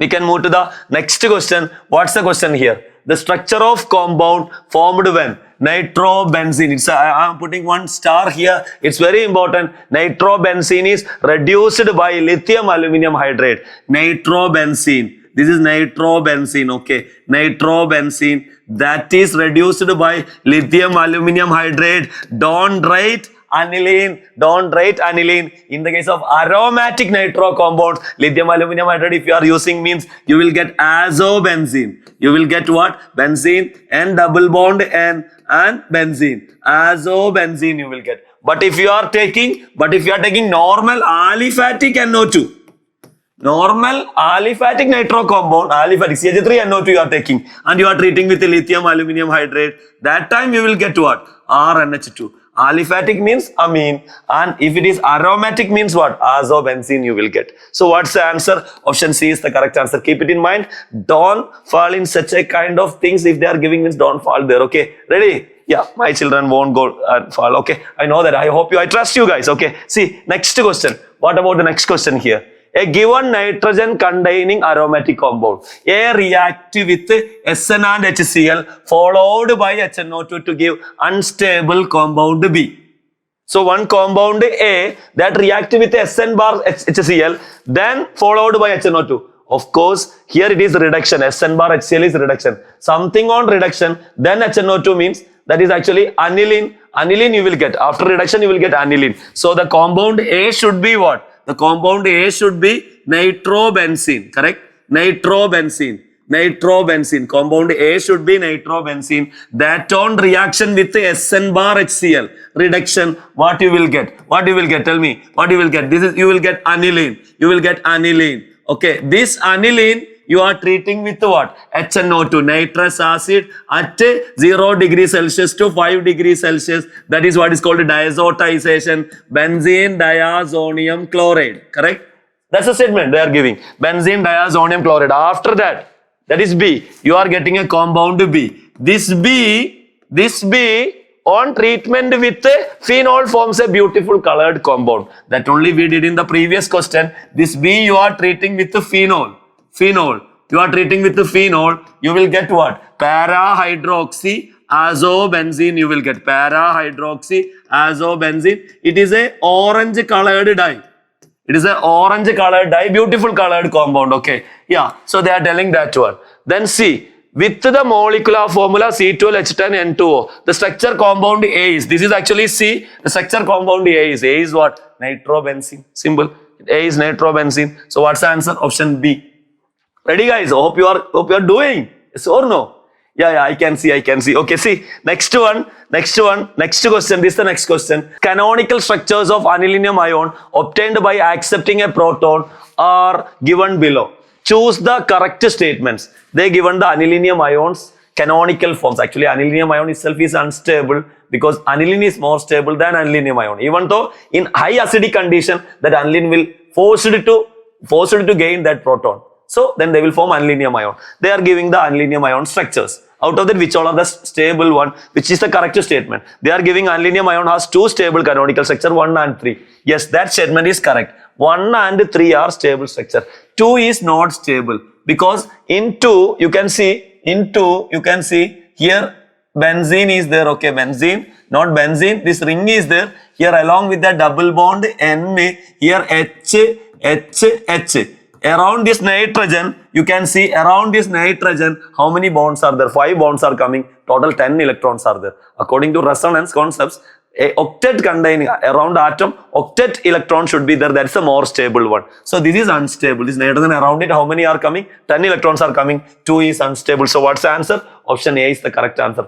Hope you got it. Ready? You just go through the remaining. Not correct. Okay. See, next one. What about next one? Which of the following reactions will not give primary amine? What about option A? CH3, C double bond O, NH2. That you are treating with alcoholic KOH and bromine. This is what is called a Hofmann bromamide degradation reaction. So this CO we will eliminate, NH2 we will connect, CH3 NH2, you will get amine. It is a primary amine, Hofmann bromamide degradation reaction. You remember? Yeah, you remember, I know. Then second one, CH3CN, cyanide compound, cyano compound on reduction, lithium aluminium hydrate. Yes, here also what will happen? It will give you CH3, CH2, NH2. CH3, CH2, NH2. That also primary amine. What about the third case? CH3NC. Isocyanate. That you are treating with lithium aluminium hydrate. Yeah. Here the answer is what? CH3, NH, CH3. This is what? This is secondary amine. This is secondary amine. What about the third one? What about the fourth one? Here also you can see CH3, CONH2 with lithium aluminium hydrate. That time also answer is what? That time also answer is CH3, CH2, NH2. There is no reduction in the carbon. Same number of carbon containing amine. That also primary amine. So only secondary amine is getting in which case? The CH3NC. Isocyanate you are taking. Answer is C. Ready? Yeah, I know that you did it. Correct na guys? Yes or no? Yeah. Okay, I can hear your voice. Okay, I can hear your inner voice. Yes. Okay. The 20th question, 20th MCQ question. What's the question? Which of the following amines does not react with the Hinsberg reagent? Hinsberg reagent will react with the primary amine and form a compound. That compound contain acidic hydrogen that will be soluble in alkali. We know. Secondary amine also will react, but that is insoluble in alkali. But tertiary amine does not react with the Hinsberg reagent. So out of this, which is tertiary amine? This is primary amine. This one secondary amine. This one tertiary amine. So answer is what? C. C does not react with the Hinsberg reagent. That's all about the 20 MCQ question. I hope you did it well. Yes or no, guys? Dears, next we have to look the integer type questions. Hope this questions also went well. Ready? Yeah. So here it is the first question. The number of unpaired electrons in NiCO4 is a tetracarbonyl nickel. You know, tetracarbonyl nickel. Okay, tetracarbonyl nickel. Here the central atom is nickel. Atomic number is 28. Electronic configuration argon 4s2 3d8. Okay. Ground state. What about ground state? 3D contain 8 electron, 1, 2, 3, 4, 5, 1, 2, 3, 4, 5, 6, 7, 8. And here 4s is there. Okay, 4s contain how many? This is 3D. 4s contain 2 electron. And at excited state, whenever carbon monoxide is approaching, that will undergo excitement. During excitation, carbon monoxide is a strong field ligand. Pairing will take place. 2, 4, 6. This will pair, as well as this 4s electron also will shift it to 3D. Okay, that will be shifted to 3D. Then here you can see this 4s and 4p. That will form what? sp3 hybridization. That idea you know. Anyhow, here how many unpaired electrons are there? 0 unpaired electrons are there. So 0 is the answer. How many unpaired electrons are there? 0 unpaired electrons are there. Correct? Yeah. We can go to the next question. What about the next question? The stability constant for one reaction. They given stability constant K equal to what? 5 into 10 raised to 5. Now they are asking the instability constant. Instability constant means what? Instability constant means what? Instability constant is equal to 1 by stability constant. Reciprocal of stability constant 1 by 5 into 10 raised to 5. 1 by 5 into 10 raised to 5 means 1 by 5 into 10 raised to minus 5.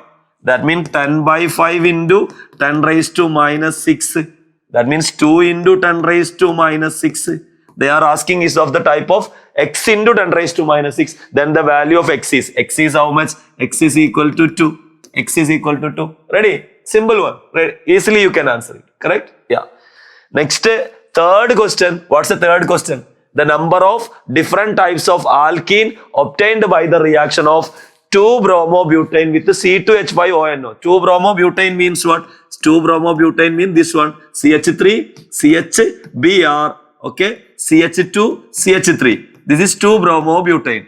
This one you are treating with what? C2H5ONA. C2H5ONA. In presence of a base and alcohol, C2H5OH. What kind of reaction will take place? Elimination reaction will take place. What about elimination? Beta elimination. So this one, bromine attached carbon is alpha. This is beta. This is beta. So how many beta? How many alpha? How many beta elimination will take place? From here one alpha. From here one beta. One will be going. One double bond will be forming there. So we can write what? CH3, CH2. Double bond CH, single bond CH2, CH3. So this is but 1 in 1 product. Okay, but 1 in 1 product. One more product possibility is from here alpha, from here beta, one hydrogen will go in between that. From here alpha halogen, from beta hydrogen, in between alpha and beta double bond. So what you will get? See, CH3, CH, double bond CH. Okay, here CH3. This is but 2 you will get. But 2 you will get. So you are getting 2 out of that. But 2 is the major product according to size of fruit. But this but 2 may be either cis or trans. But 2 means that may be either what? Cis or trans. I can draw like this. I can draw like this. This is but 2. This is cis. Or else I can draw like this. See. This is trans, but trans, 2 possibilities. So, in but 2 possibility, this one possibility. Total how many possibility? 3 possibilities are there. How many types of alkenes are possible? 3 types of alkenes. So, answer is what? 3. Ready guys? Yeah. We can move to the next one. Next one, what's the next question? In the following reaction, how many carbon atoms are present in a compound X?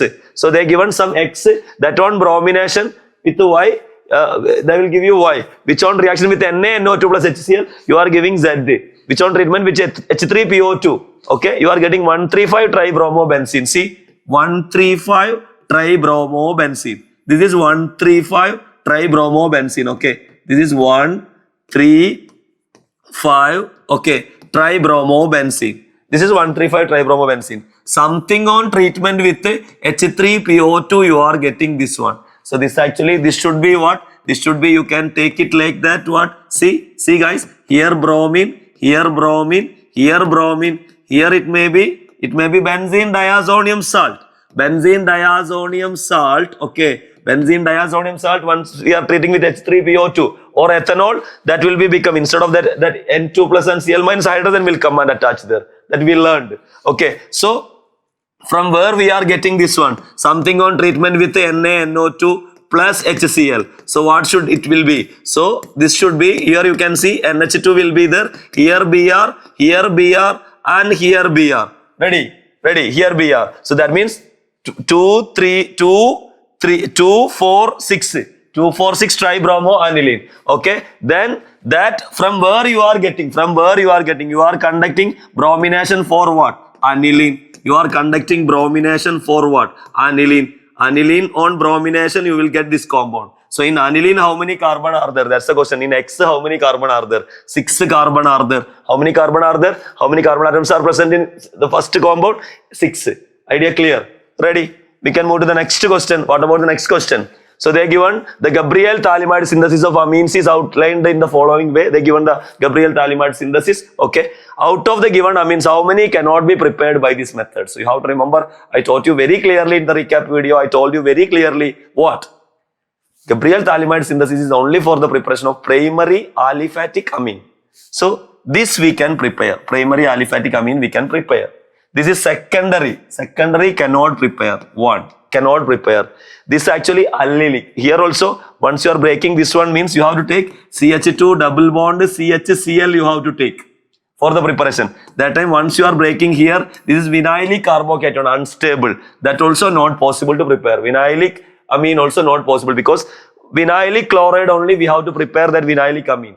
That is not possible. What about this one? This one we can prepare. This is primary amine. What about this one? Aniline we cannot prepare. This is aromatic amine. What about this one? This one we can prepare. Benzyl amine because it is aliphatic one. What about this one? This one we cannot prepare. This is amide. What about this one? This is secondary amine. This also we cannot prepare. So they are asking how many cannot prepared by this method. So 1, 2, 3, 4, 5. 5 we cannot prepare by this method. That's all about the part test 3 detailed discussion. I hope you can understand everything. If you have any doubts, any worries, any queries, you can comment it in the comment box, guys. Okay, stay tuned. Happy learning. See you in the next video. Thank you so much, guys.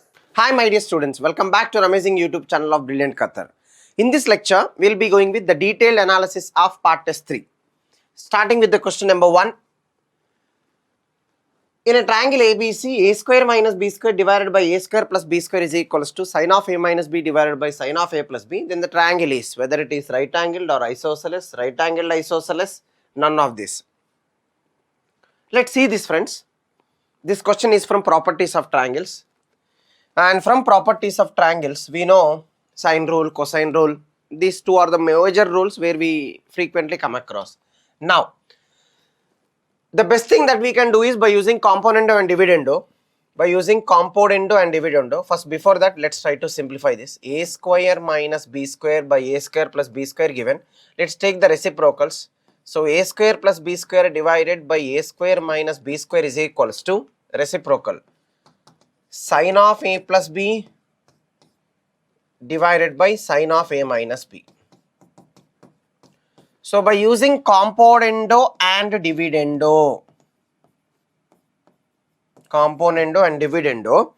what is componendo and dividendo? Whatever the same operation that you, with respect to the numerator and denominator in left hand side, if the same operation you do in the right hand side, then equality still holds true. So, that is, this is numerator denominator. So, we would like to go with numerator plus denominator by numerator minus denominator. This is the operation that we are doing.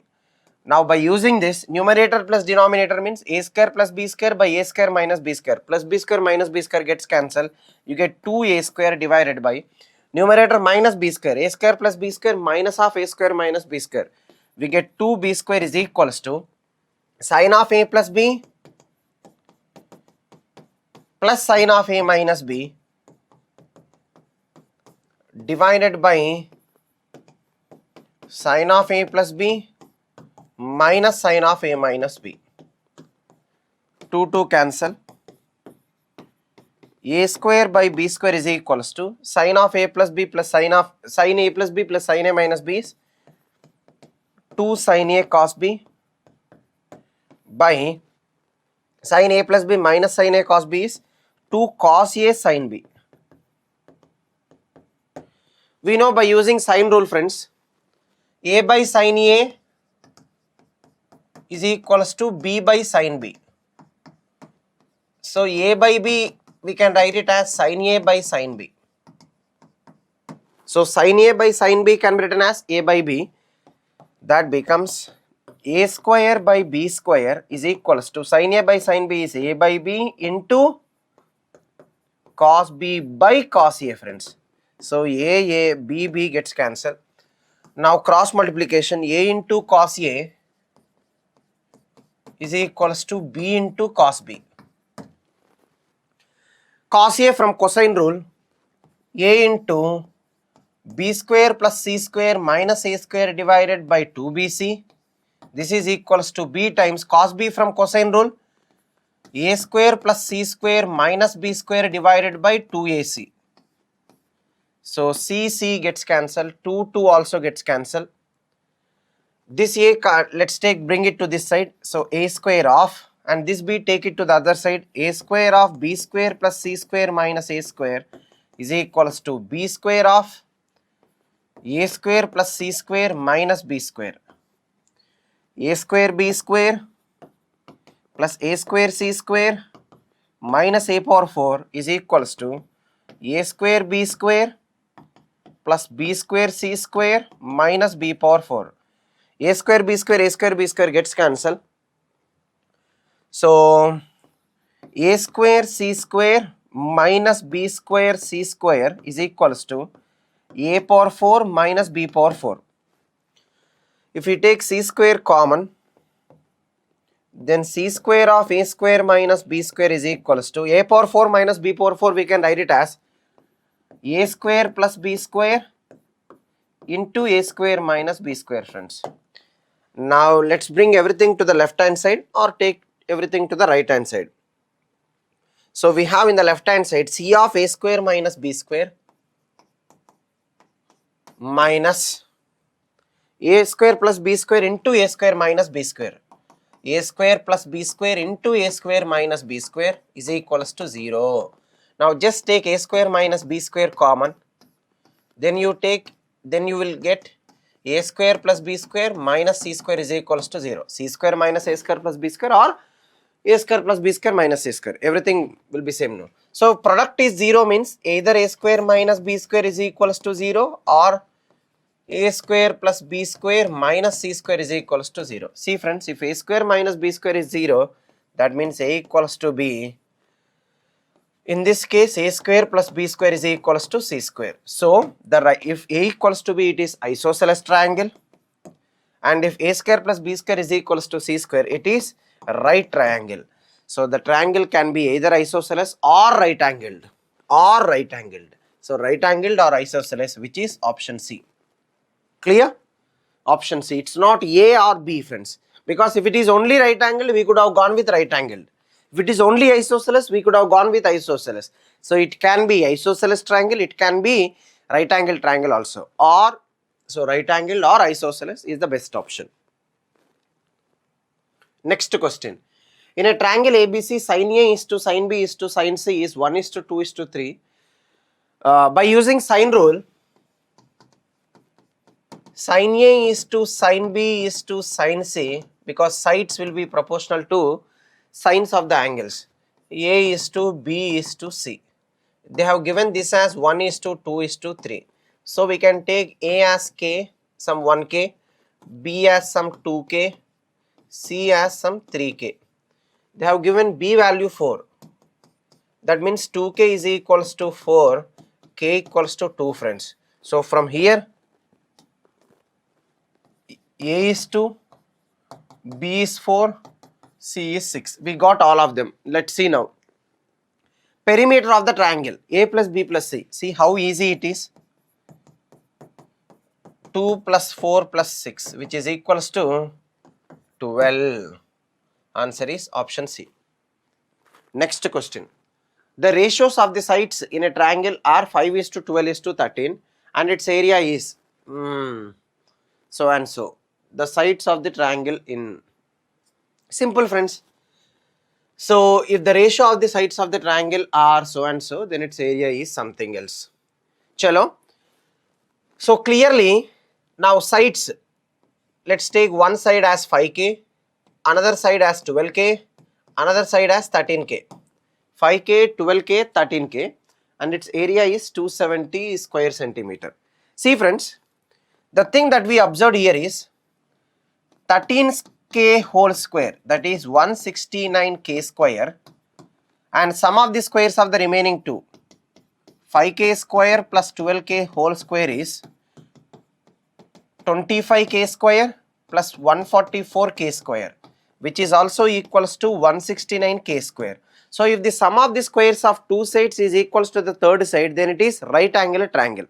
Clear? It is a right angle triangle. So for sure hypotenuse will be 13K. So some 5k, 12k, 13k. They have given area of the triangle is 270. So half into 5k into 12k is equals to 270. 2 ones 2 6, 6 ones are 6 fours are 24, 6 fives 30, 5 ones are 5 nines are. So k square is equals to 9, that means k is equals to 3. We got k 3. So now they are asking sides of the triangle, just that is 5k, 12k, 13k. 5 into 3, 15, 12 3 is 36, 13 3 is 39 are the three sides of the triangle, 15, 36, 39. Clear? Next question. If in a triangle ABC cos A is equals to sin B divided by 2 sin C, then the triangle is cos A is equals to sin B divided by sin C, then fine, okay. We'll use cosine rule as well as sine rule, friends. Cosine rule is cos A is B square plus C square minus A square divided by 2BC is equals to, we know B by sin B is equals to C by sin C. So B by C is equals to sin B by sin C. That means sin B by sin C is, so B divided by 2C. C got cancelled. 2 also.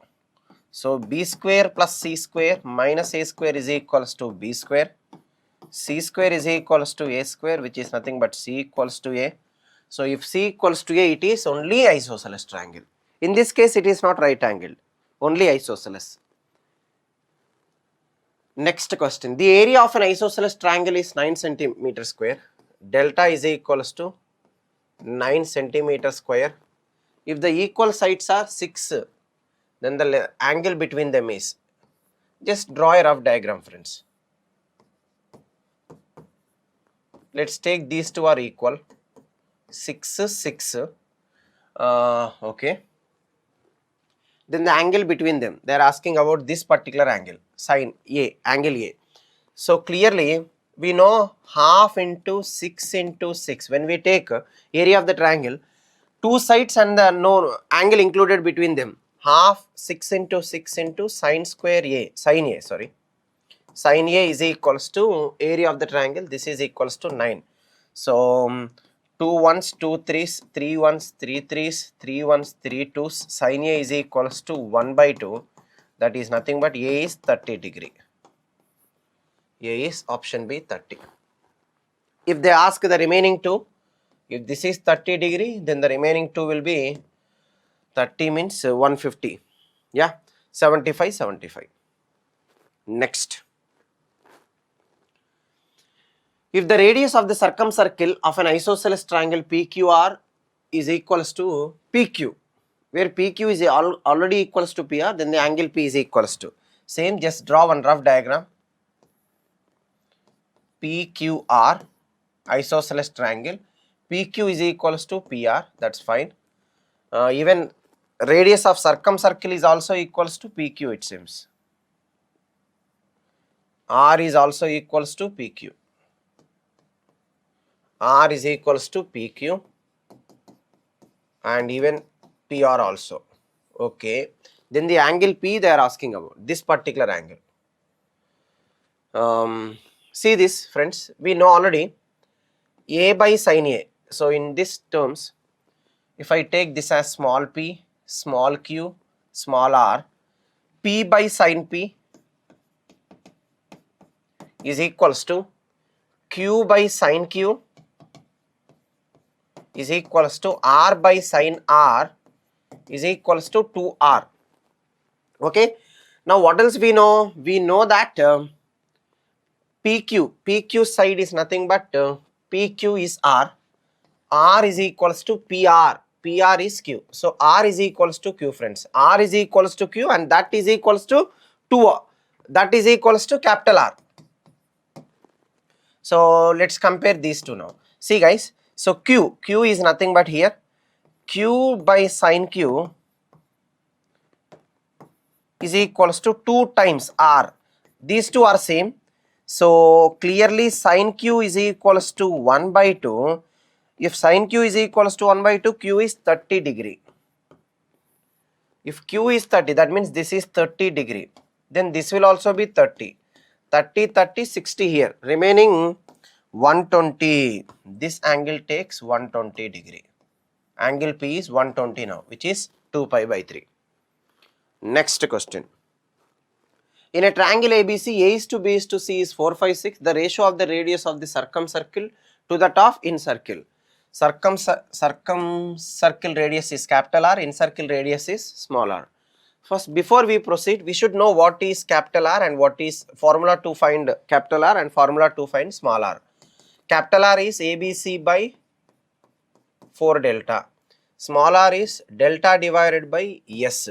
So, if they are asking capital R by R, that is nothing but ABC by 4 delta into delta by S. So, we get, what do we get? S into ABC divided by 4 delta square.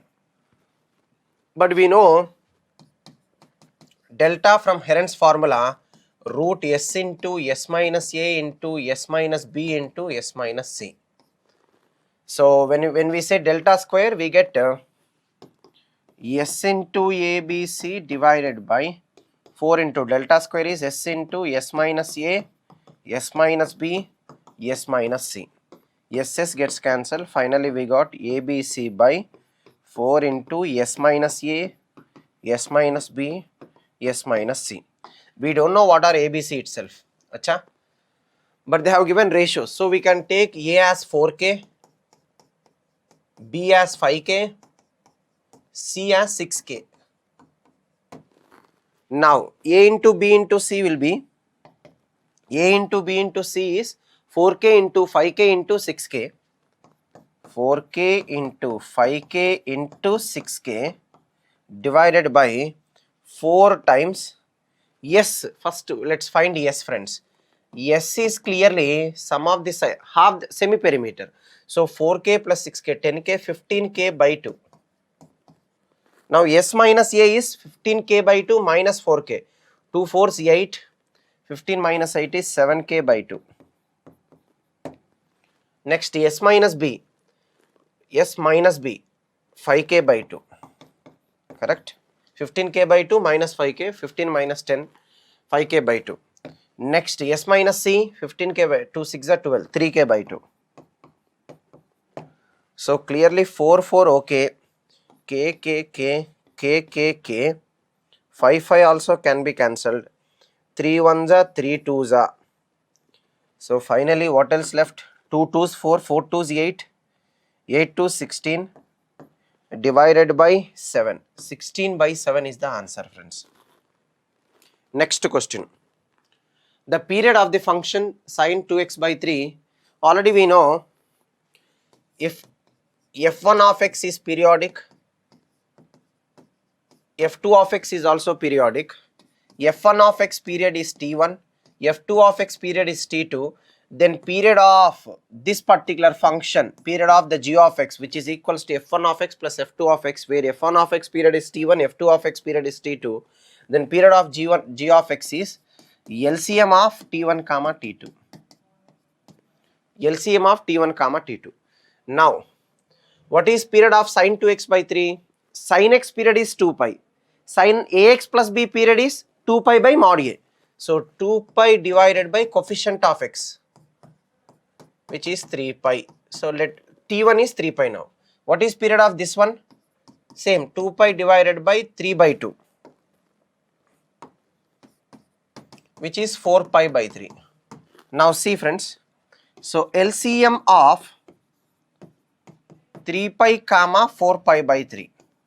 If you don't know how to find the LCM of two rational numbers, the best thing that you do is take the options.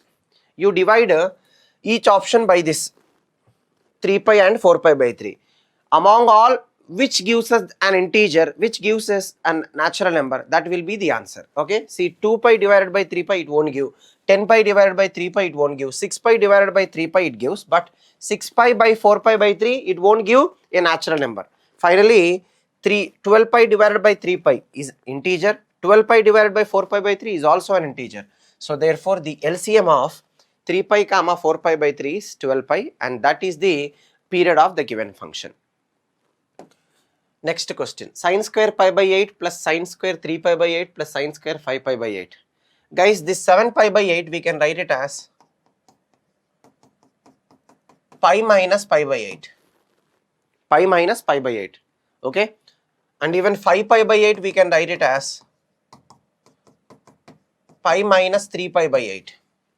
So sine square pi by 8. Now sine square 7 pi by 8 is sine square pi minus pi by 8, which is sine of pi minus pi by 8 is sine pi by 8 only. So sine square 7 pi by 8 is equals to sine square pi by 8. Sine square pi by 8 plus sine square pi by 8, which is 2 sine square pi by 8. Plus same way sine square, these two are same. Sine square 3 pi by 8 is equals to sine square 5 pi by 8. Why? Because 5 pi by 8 is pi minus 3 pi by 8. Now 3 pi by 8 we can write it as pi by 2 minus pi by 8, friends. See, pi by 2 minus pi by 8 is 3 pi by 8 only. So I can write this as sine 3 pi by 8 as sine of pi by 2 minus pi by 8, which is cos pi by 8. Clear? So this expression we can write it as sine square pi by 8 as it is, sine square 3 pi by 8 as cos square pi by 8. So which is sine square theta plus cos square theta 1. Answer is 2 into 1, 2. Next question. 90 less than a less than 180 means a belongs to second quadrant. Okay, fine. Sin a given, tan a by 2. First you should know how to find tan a by 2. We know tan a by 2 is equals to square root of 1 minus cos a divided by 1 plus cos a. Now, because 1 minus cos theta is 2 sin square theta by 2. 1 plus cos theta is 2 cos square theta by 2. 2 sin square theta by 2 by cos square theta by 2 is tan square theta by 2. Root over tan square theta by 2 is tan theta by 2. So that's how we get. Now, if sin a is 4 by 5, cos a will be 3 by 5. But a is in the second quadrant. In second quadrant, cos is negative. So we get minus 3 by 5. Now just substitute that value here, friends. 1 minus of minus 1 plus 3 by 5 divided by 1 minus 3 by 5. 5 plus 3, 8 divided by 4. Correct, na? 5 ones are 5. 5 plus 3 is 8. 5 minus 3 is 2. So 8 by 2 is equals to root 4, and root 4 is equals to 2. So tan a by 2 is equals to 2. Next question. If 2 tan a is equals to 3 tan b, then the value of sin 2b divided by. So from here we can say tan a is equals to 3 by 2 times tan b. This is what we know. Among all of them, tan a minus tan b, let's take tan of a minus b. Option verification. So tan of a minus b is equals to tan a minus tan b by 1 plus tan a tan b. It's hard to simplify the given part 1. Among options, take one. If it is not 1, then we go with a plus b. If not, a plus 2b. That is the best thing. Then we can write tan a as 3 by 2 tan b, correct? So 3 by 2 tan b minus tan b by 1 plus 3 by 2 tan b into tan b. 3 by 2 minus 1 is half. So tan b times, take that 2 to the denominator and multiply. 2 plus 3 tan square b we get. Acha? Now we can do one thing. We can just simplify this portion, or you can, okay, let's see. Tan b, express tan in terms of sin and cos. So tan b is sin by cos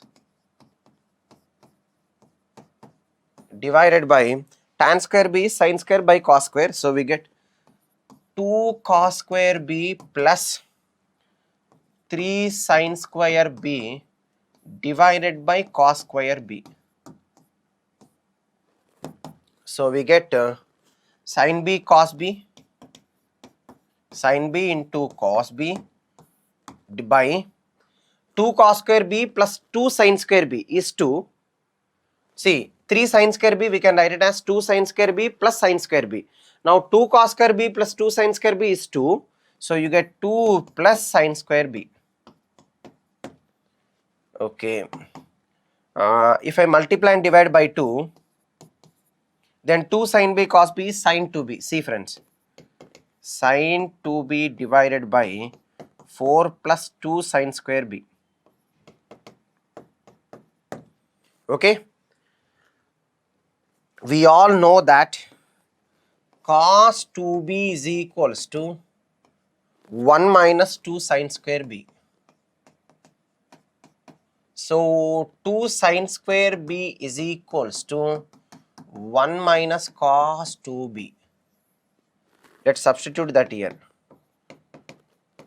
Sin 2b by 4 plus 2 sin square b is 1 minus cos 2b. 1 minus cos 2b. So finally we get sin 2b divided by 5 minus cos 2b, which is the given one. Actually, this is a previous year question. In that they have asked tan of a minus b is equals to this in the options. Okay, we reversed it. Next, given that cos of alpha minus beta by 2 is equals to twice cos alpha plus beta by 2, then the value of, friends, just by using componendo and dividendo we can get it. Okay, for that just see this. We can write cos alpha minus beta by 2 by cos alpha plus beta by 2 is equals to 2 by 1. If we take the reciprocals, cos alpha plus beta by 2 by cos alpha minus beta by 2 is equals to 1 by 2. Now let's take an operation. Let's take an operation. What operation will take? Cos a plus b plus cos a minus b is 2 cos a cos b. For that, numerator plus denominator by numerator minus denominator. Now let's see what happens by component and dividendo. Cos of alpha plus beta by 2 plus cos alpha minus beta by 2 divided by cos alpha plus beta by 2 minus cos alpha minus beta by 2 is equals to numerator plus denominator 1 plus 2 by 1 minus 2. Okay. Cos a plus b plus cos a minus b, which is 2 cos a cos b. 2 cos alpha by 2 into cos beta by 2 divided by cos a plus b minus cos a minus b is 2 minus 2 sin alpha by 2 into sin beta by 2.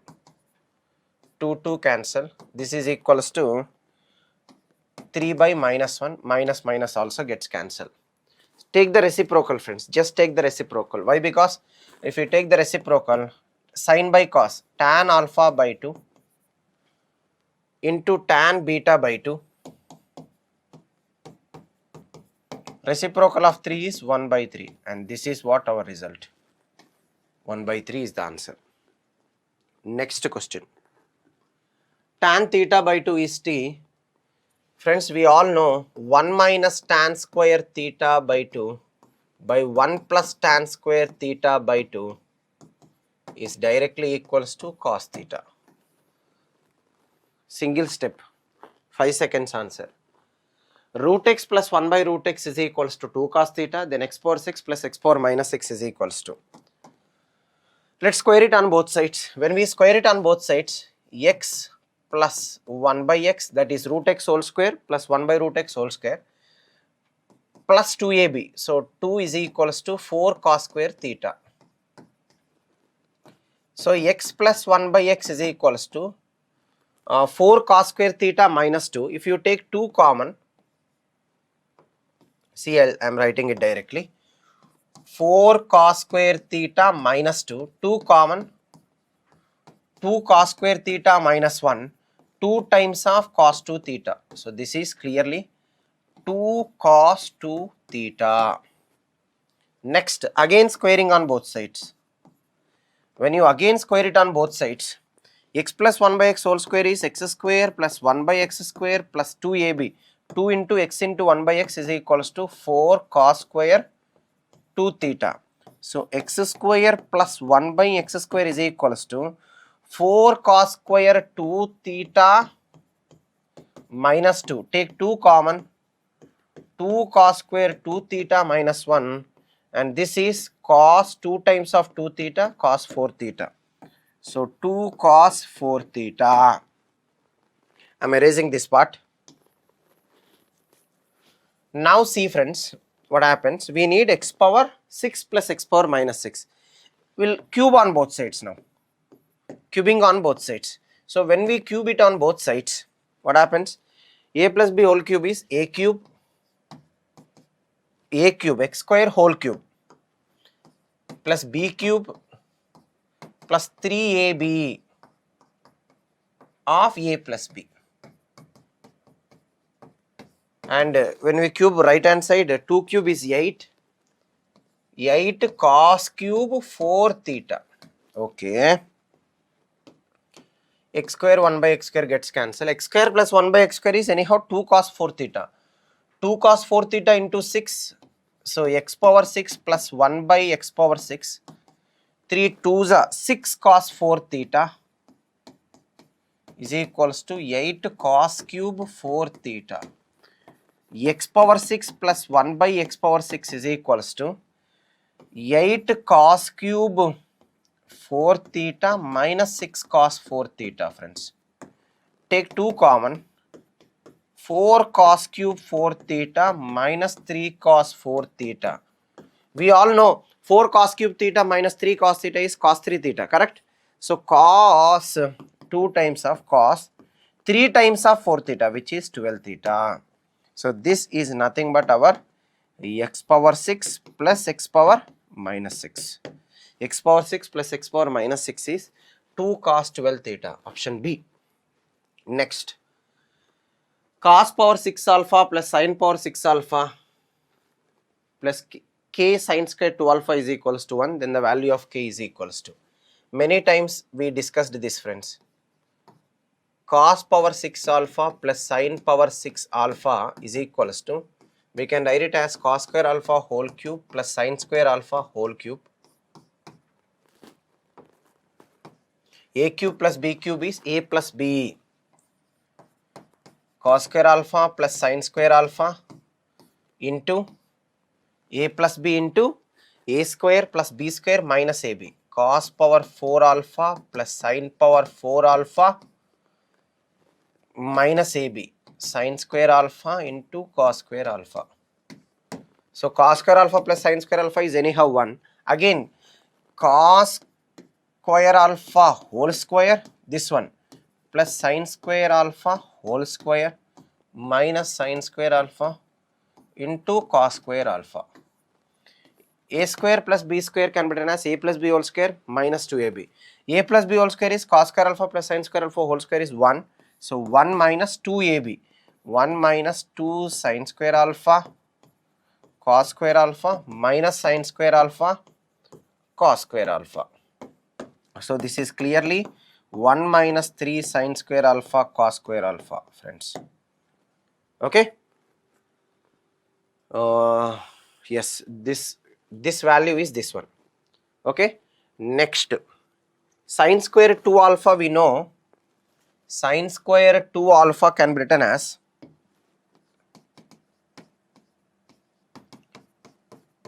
four sin square alpha cos square alpha. Now by using this, let's see what happens.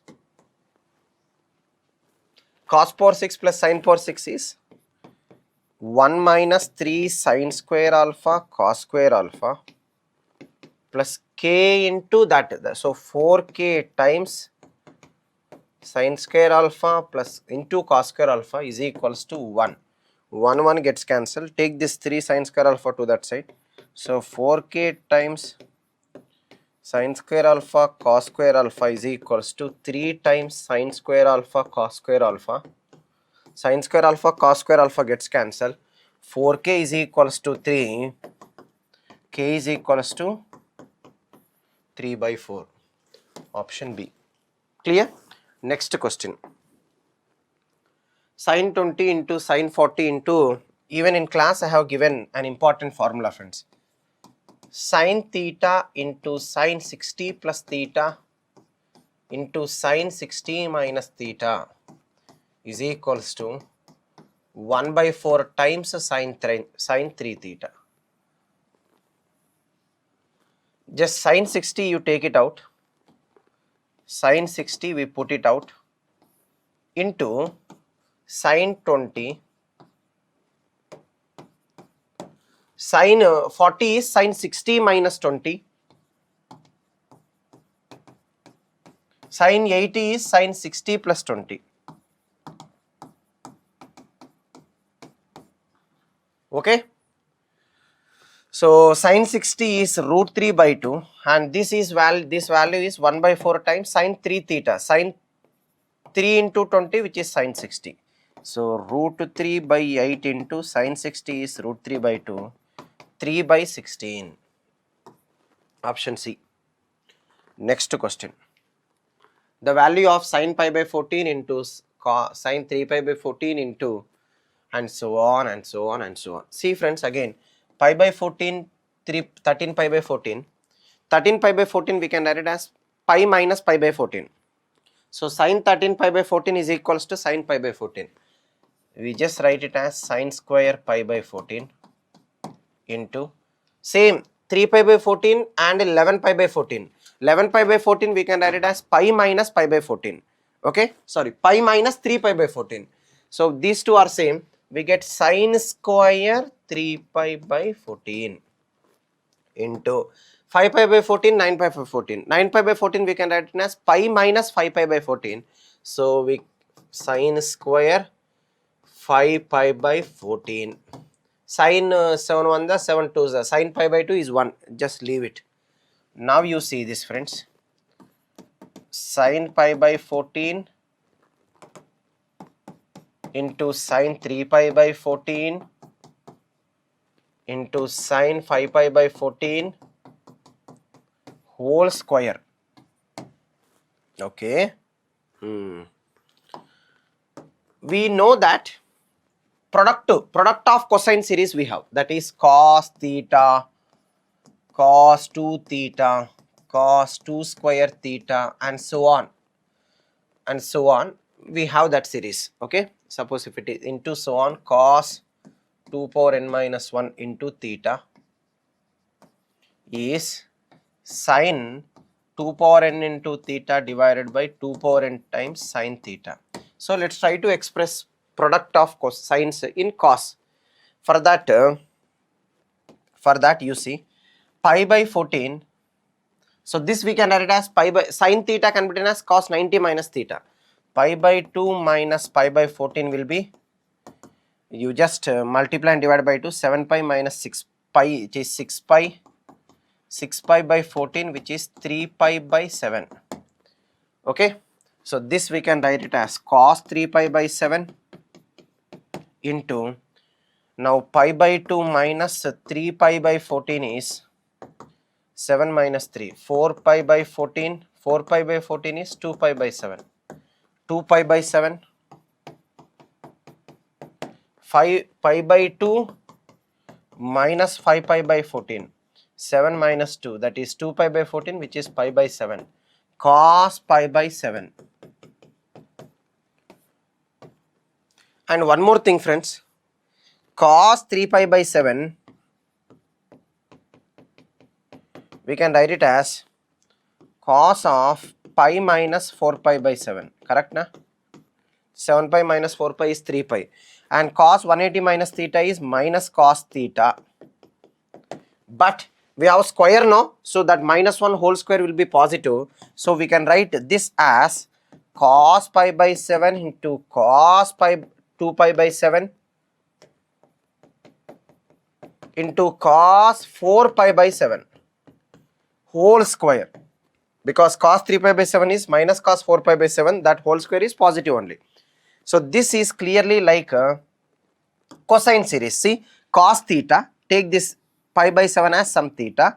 So you get cos 2 theta, this will be 2 theta and this will be 2 square theta. Okay. So this we can write it as, sine 2 power n. Here n denotes number of terms. Sine 2 power 3 means 2 cube. Sine 8 into theta, sine 8 pi by 7 divided by 8 times sine pi by 7 whole square. And one more thing here is 8 pi by 7 can be written as pi plus pi by 7. Sine pi plus pi by 7 is minus sine pi by 7. Minus sine pi by 7 whole square is plus sine pi by 7 only. So these two are same. So that is 1 by 8 square, which is 1 by 64. 1 by 64, which is option D. Next question, friends. The value of tan of cos inverse x is equals to sine of cot inverse 1 by 2. Then the value of x is. First, let's try to express this one in terms of sine. Cot inverse 1 by 2 means, let's take some angle. Cot means adjacent over opposite. So 1, 2, this will be root 5. Now we can express this in terms of sine as 2 by root 5. Okay. So this value will be now 2 by root 5. Next, cos inverse in terms of tan. Another one.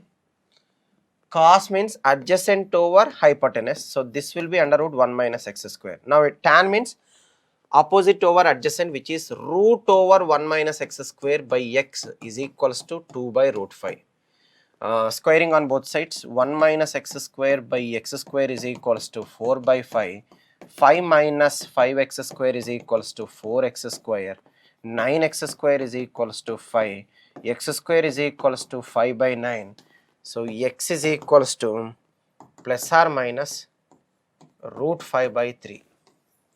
Plus or minus root 5 by 3 is our correct answer. Root 5 by 3, correct, exactly. Next question. Sin inverse x is equals to pi by 5 for some values from minus 1 to 1. Okay, then cos inverse x. Friends, simple one. Sin inverse x plus cos inverse x is equals to pi by 2. So this is pi by 5 plus cos inverse x is equals to pi by 2. Cos inverse x is equals to pi by 2 minus pi by 5. 5 pi minus 2 pi. 3 pi divided by 10. 3 pi by 10. Next question. Cos inverse p plus cos inverse q plus cos inverse r is equals to pi. Then the value of p square plus q square plus r square plus 2pqr is equals to. Instead, as we are in objective, friends, just take pqr values which satisfies cos inverse p plus cos inverse q plus cos inverse r is equals to pi. See, if we take p minus 1 and q is equals to r is equals to 1. QR1, correct na? Cos 0, cos inverse 0, yes, correct only, because cos inverse 1 is that. Now see this, friends, cos inverse of minus 1. Cos inverse of minus 1 is, cos 180 is minus 1, so cos pi. Cos inverse of 1 is 0.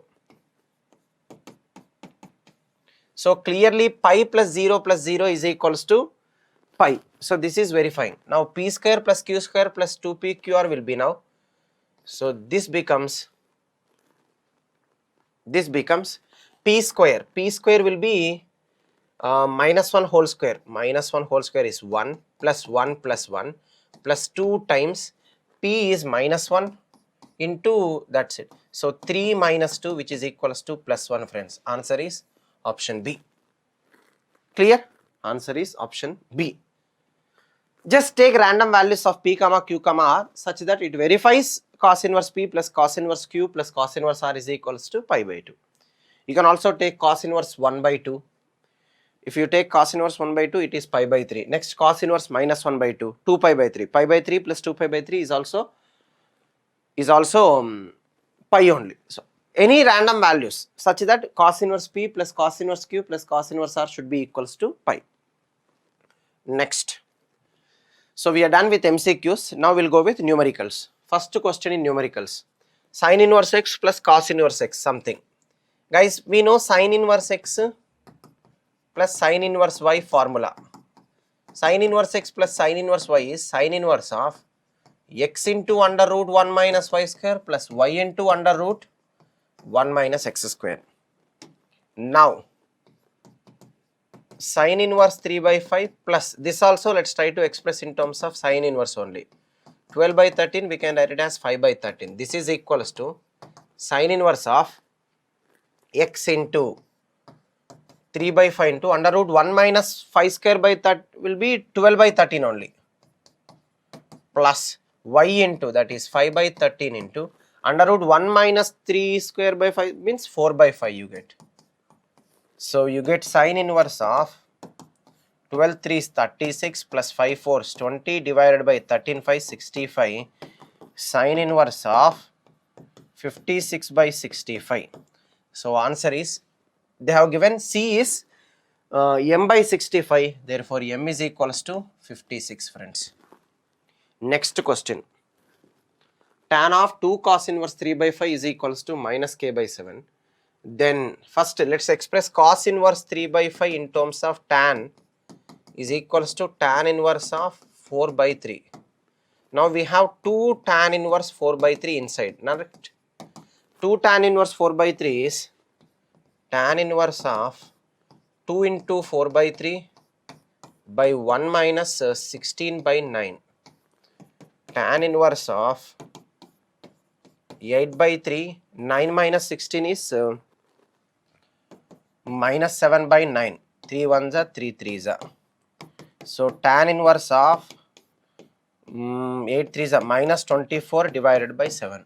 Now this value, complete 2 cos inverse will is this value. So tan inverse of minus 24 by 7 is equals to minus 24 by 7. So they are asking minus k by 7 is minus 20, k is equals to 24 friends, k is 24. Next question, tan of 2 tan inverse 1 by 5. Same story, first let's express this 2 tan inverse 1 by 5. What is this 2 tan inverse 1 by 5? 2 tan inverse 1 by 5 is equals to tan inverse of 2 into 1 by 5. 2 by 5 divided by 1 minus 1 by 25. Tan inverse of 2 by 5 by 24 by 25. 5 ones are 5 6 are, 2 ones are 2 12 are. 5 ones are 5 5 are it is, sorry. 5 ones are 5 5 are. Next finally we get tan inverse of 5 by 12. Okay, so this value is 5 by 12. Okay, so tan inverse 5 by 12 minus pi by 4 we need. Tan A minus B formula. Tan A minus tan B by 1 plus tan A into tan B. Tan A, tan of tan inverse 5 by 12 is 5 by 12 minus 1 divided by 1 plus 5 by 12 friends. So 5 by 12 minus 1 is minus 7 by 12 divided by 17 by 12. 12 gets cancelled, minus 7 by 17. This is minus 7 divided by 17. So k is equals to plus 7. Clear? Next. 4 tan inverse 1 by 3. 4 tan inverse 1 by 3. This we can write it as 2 times of 2 tan inverse 1 by 3. So this is 2 times of 2 tan inverse 1 by 3 is tan inverse of 2 by 3 by 1 minus 1 by 9, which is 8 by 9. 3 ones 3 threes, 2 ones 2 fours. So 2 times tan inverse of 3 by 4 friends. Now again 2 tan inverse 3 by 4 is tan inverse of 2 into 3 by 4. 2 into 3 by 4 divided by 1 minus 9 by 16. 2 ones are 2 twos are. Tan inverse of 3 by 2 by 16 minus 9. 7 divided by 16. 2 ones are 2 eights are. 8 3 is 24. This is equals to tan inverse of 24 by 7. So tan inverse of 24 by 7 we can express in terms of sin inverse as sine inverse of opposite is 24, adjacent 7, so hypotenuse will be 25 now. This is nothing but sine inverse of 24 by 25. They have given, so sine of this value, sine inverse of 24 by 25 is 24 by 25. So m is 24, friends. Next question, the last question. The value of 2 tan inverse 1 by 3. Just now we did know what is 2 tan inverse 1 by 3. 2 tan inverse 1 by 3 is tan inverse 3 by 4. Okay. So sine of, directly I am writing it, friends. Sine of tan inverse of 3 by 4 plus cos tan inverse of 2 root 2. Okay. Cos of tan inverse of 2 root 2. First one, sine of tan inverse 3 by 4 in terms of sine inverse, we can write it as just 3 by 5 plus cos of, first we'll express tan inverse 2 root 2 in terms of cos. How do we do that? Take a right angle triangle. Tan means opposite over adjacent. So 2 root 2 means root 8 plus 1 root 9, which is 3. This becomes, what happens now?